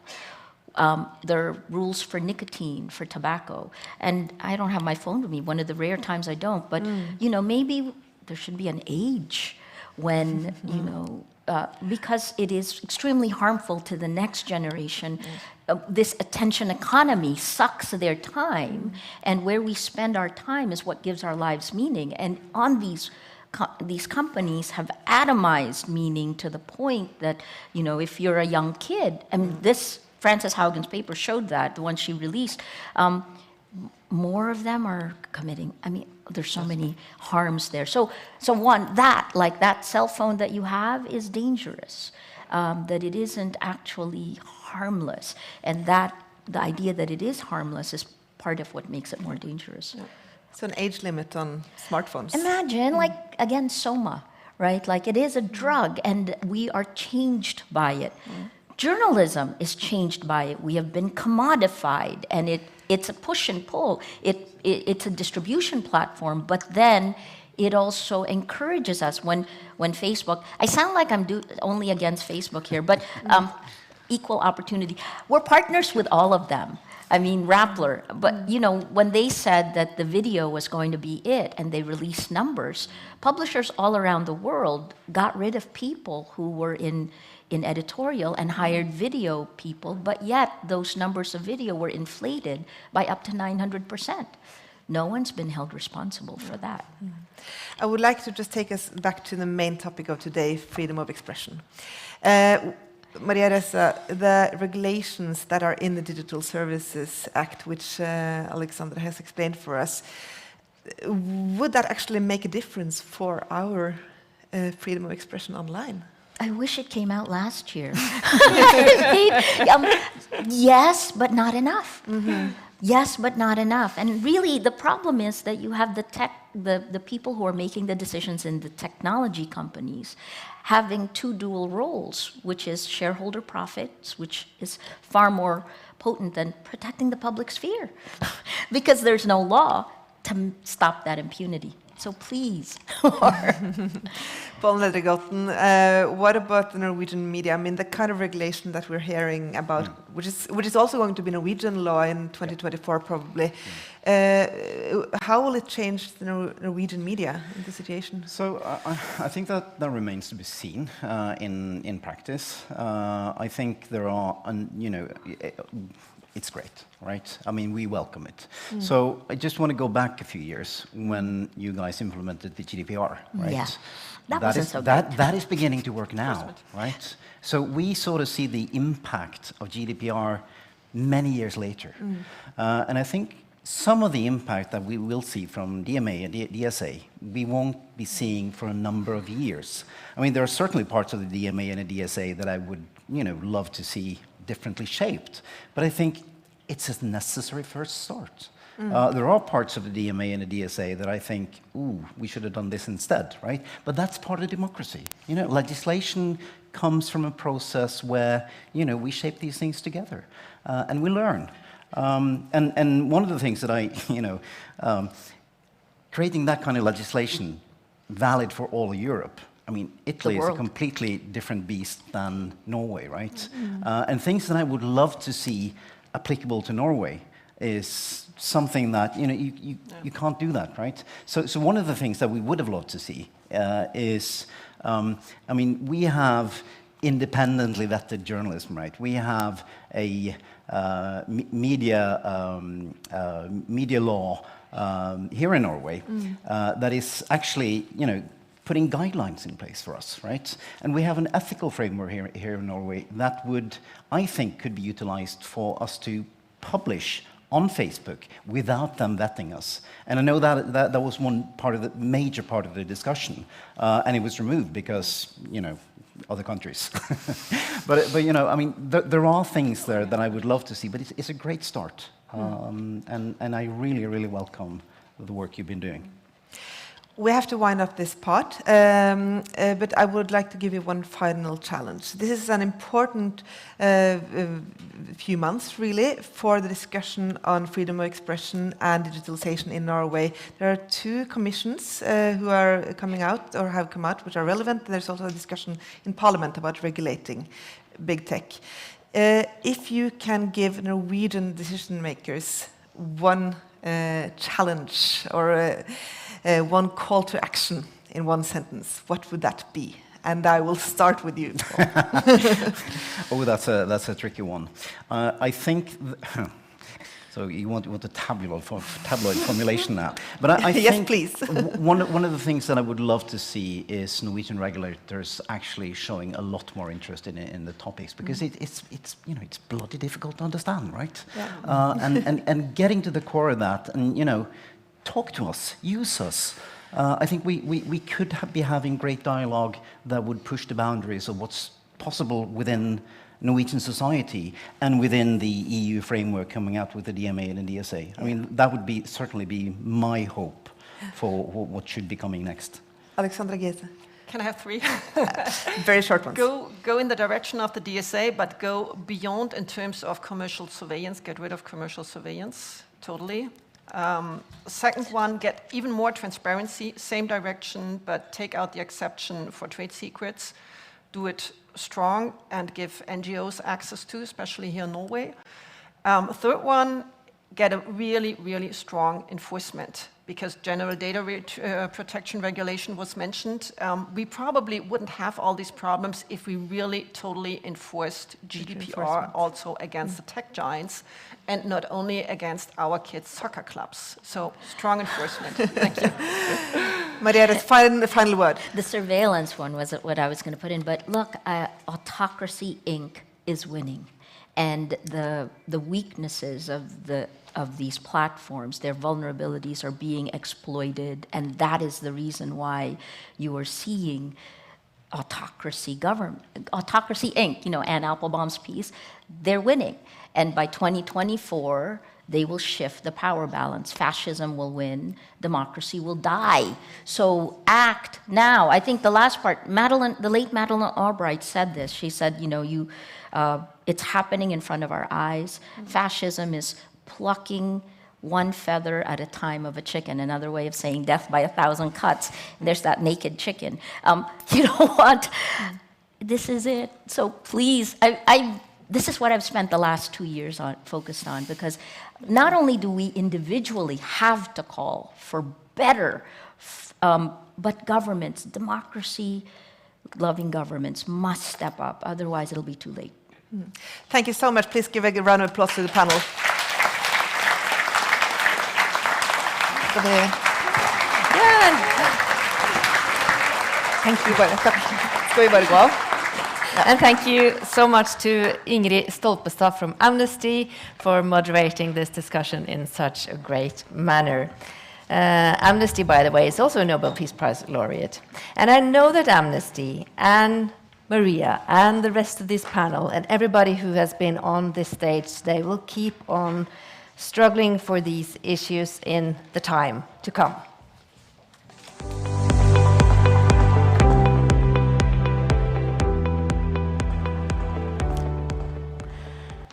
The Freedom of Expression conference is coming to an end.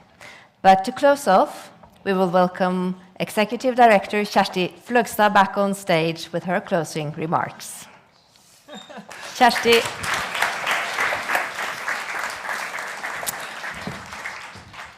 Thank you so much, Ingrid, and thank you so much to all the speakers. It's been a wonderful few hours today discussing the connection between expression of freedom, democracy, and peace, and I think the issue has been very well presented. We started off with journalism and journalism under pressure. And why is it so? Well, it was clearly linked to authoritarian regimes not wanting people to have the truth. But it's also a mixture and a cocktail with the social media growing that makes the whole business model of independent media being outperformed by the social media platforms. And again, we can see that authoritarian leaders would gain on that because they would not want to support the independent media because they want their truth. So again, this is a very dangerous cocktail, as also Maria pointed out very clearly, talking about the elections coming up in the next years ahead of us. The minister told us that 70% of the world's population today live in authoritarian countries under authoritarian leadership. 70%. And maybe we are counting it's growing. But then I want to draw attention to what I really appreciated with this conference today, and that was very well captured by you, Ulrich. You said, hope is a strategy. And I think we should leave with that in mind, that hope is a strategy, and it is up to us. And especially, I think many said that during the day, especially in times where things are very bleak and dangerous, it's a call to all of us to think about hope, think about the future that we want. We can all do something as persons, as journalists, as was pointed out. How do we actually perform our work? As businesses, how do we take responsibility? And as governments. And I think that was one of the key takeaways for me today anyway. The sense of hope, the sense of action, and the sense of it's possible. It's not only about problems, how things are dangerously interconnected, but we are as human beings also connected, and we can do something with it. Later, in just a few minutes, we're also going to show you or present to you a 10-point plan to address our informational crisis, which will be something that we're coming out of this conference as an action for good. But before we do that, my warmest welcome to Vidar Helgesen. He's the Executive Director of the Nobel Foundation in Stockholm. And you will tell us a little bit how you're going to also take this forward, going forward in the Nobel sphere. Thank you. Thank you, Shashti. Yes, the Nobel Prize comprises, of course, the Peace Prize. It comprises science, several science prizes, and literature, culture. And in all these fields, the battle against truth, the erosion of truth, the truth decay, is a threat. So this is definitely of relevance, not only to the Peace Prize, to democracy and human rights, but also to making human progress. And we know today that we're facing a perfect storm of problems. And I'm not going to mention all of them because you all know them.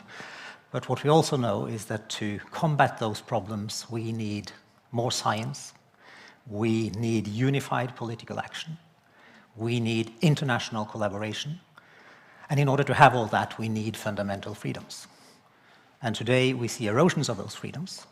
We see nationalism, populism, polarized politics, broken politics, authoritarian politics. And we see what the UN Secretary General, in a report to the General Assembly last year, called the war on science. So these are issues that are key, that are very much to the heart of the Nobel Prize and the credo of Alfred Nobel, to honor those who strive for the greatest benefit to humankind. And many of these problems are indeed related, as Maria Ressa said, to the state of our information ecosystem. As Maria said in her Nobel lecture last year, an atomic bomb has exploded in our information ecosystem. Now, 100 years before Maria Ressa received the Nobel Prize, a fairly well-known gentleman received the Nobel Prize. And I just came in from Zurich this morning because yesterday I attended a celebratory conference to mark 100 years since Albert Einstein received the Nobel Prize. Now, he was a scientist, but he was deeply concerned as a scientist with the search for truth. He advocated that the search for truth is even more important than the possession of truth. And he didn't confine himself to science. He was a humanist, he was an internationalist, and he was even concerned about some of his own support to research into the nuclear bomb. And in 1955, Einstein and Bertrand Russell presented a manifesto arguing and advocating that governments needed to settle conflicts peacefully because what a nuclear armed war would mean to humanity would be catastrophic.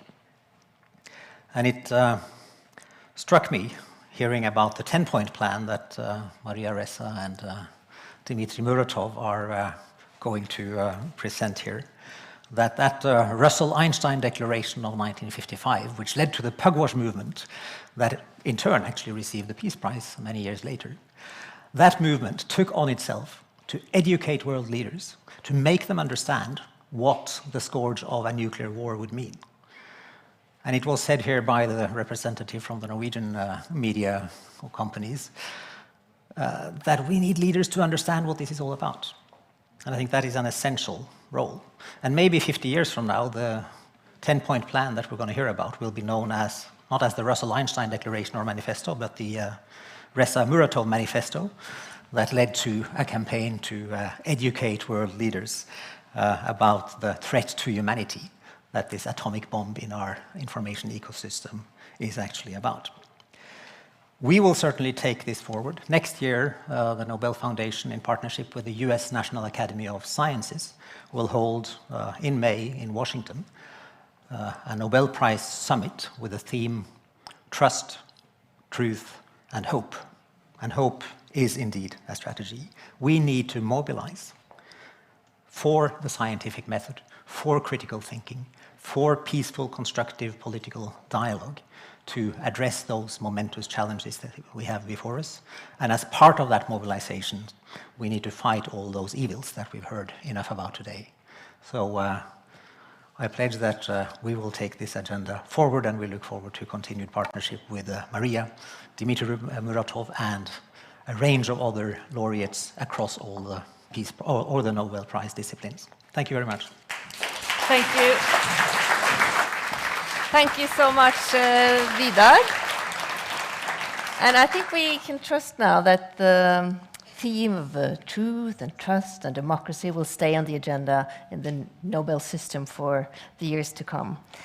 But before we end, I want to re-invite Maria Ressa up on the stage, bringing with her the 10-point plan to address our information crisis that you've heard so much about.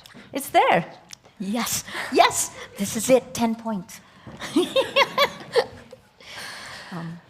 Why do we need it, Maria? Much as the EU's, the DSA, and much as these laws are kicking in, right, there's still a lot more to be done. And that's part of what the 10 points will point out. And, you know, kudos to the Peace Institute, the Peace Center, for pulling this together, for pulling all of us together around it. It pulls together some of the work of the Forum on Information and Democracy, on the real, oh my God, there's so many, but it pulls it all together. And it's building on the work of yourself and Dmitry Muratov, and it's been formulated with the aid of Reporters Without Borders and Illuminate Strategic Initiatives. And now it's up to you and everybody who has endorsed it and signed it. It's been signed by 11 Nobel Peace Prize laureates so far, still counting, and 90 individuals and organizations. Including some from the Philippines. Yes, please read through it. I just want to kind of give you the bullet points. Yes. The very first one is, bring an end to the surveillance for profit business model. It hasn't been stated that abruptly. One person has, Shoshana Zuboff, who's part of the, well, she's working on a whole lot of things, but I think we need to say it, right? We can't slice a salami, we can't pluck the chicken feather by feather. We don't have enough time. The second, end tech discrimination and treat people everywhere equally. That sounds normal. That's certainly in laws of democratic nations. The third is good for journalism. Rebuild independent journalism as the antidote to tyranny. And that doesn't start the 10 points yet. Those are only the main kind of buckets. But you know, among the 10 points are many of the things that I see the people in this room, many of you have worked for. So please, those watching, look it up and sign. You can look it up online. You will find the URL, I think, on the screen soon. And people are invited to support it, right? Absolutely. Please. It's one of the action points that you can do. Build your mesh, create them, link them together. I think we can build a global mesh. And then hopefully, you know, the UN Secretary General has actually pulled a team together to look at technology. The International Fund for Public Interest Media is trying to get democratic nations to pull together and help independent media survive. There are lots of initiatives all around the world. Let's pull them together and sprint. Sprint, we gotta run. Thank you, Maria. Thank you so much, Maria, for your Thank commitment. you. Thank you so much. You can just stay. Okay.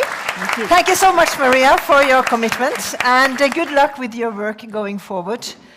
And thank you to all our speakers today, and everyone that was here present at the Nobel Peace Center, and all of you watching from around the globe. You can support the plan, as Maria said, on our website, and showing maybe not on the screen yet, no, either. Thank you for joining our Freedom of Expression conference. And thank you so much for spending the day with us. And goodbye for now, and safe travels home. Thank you.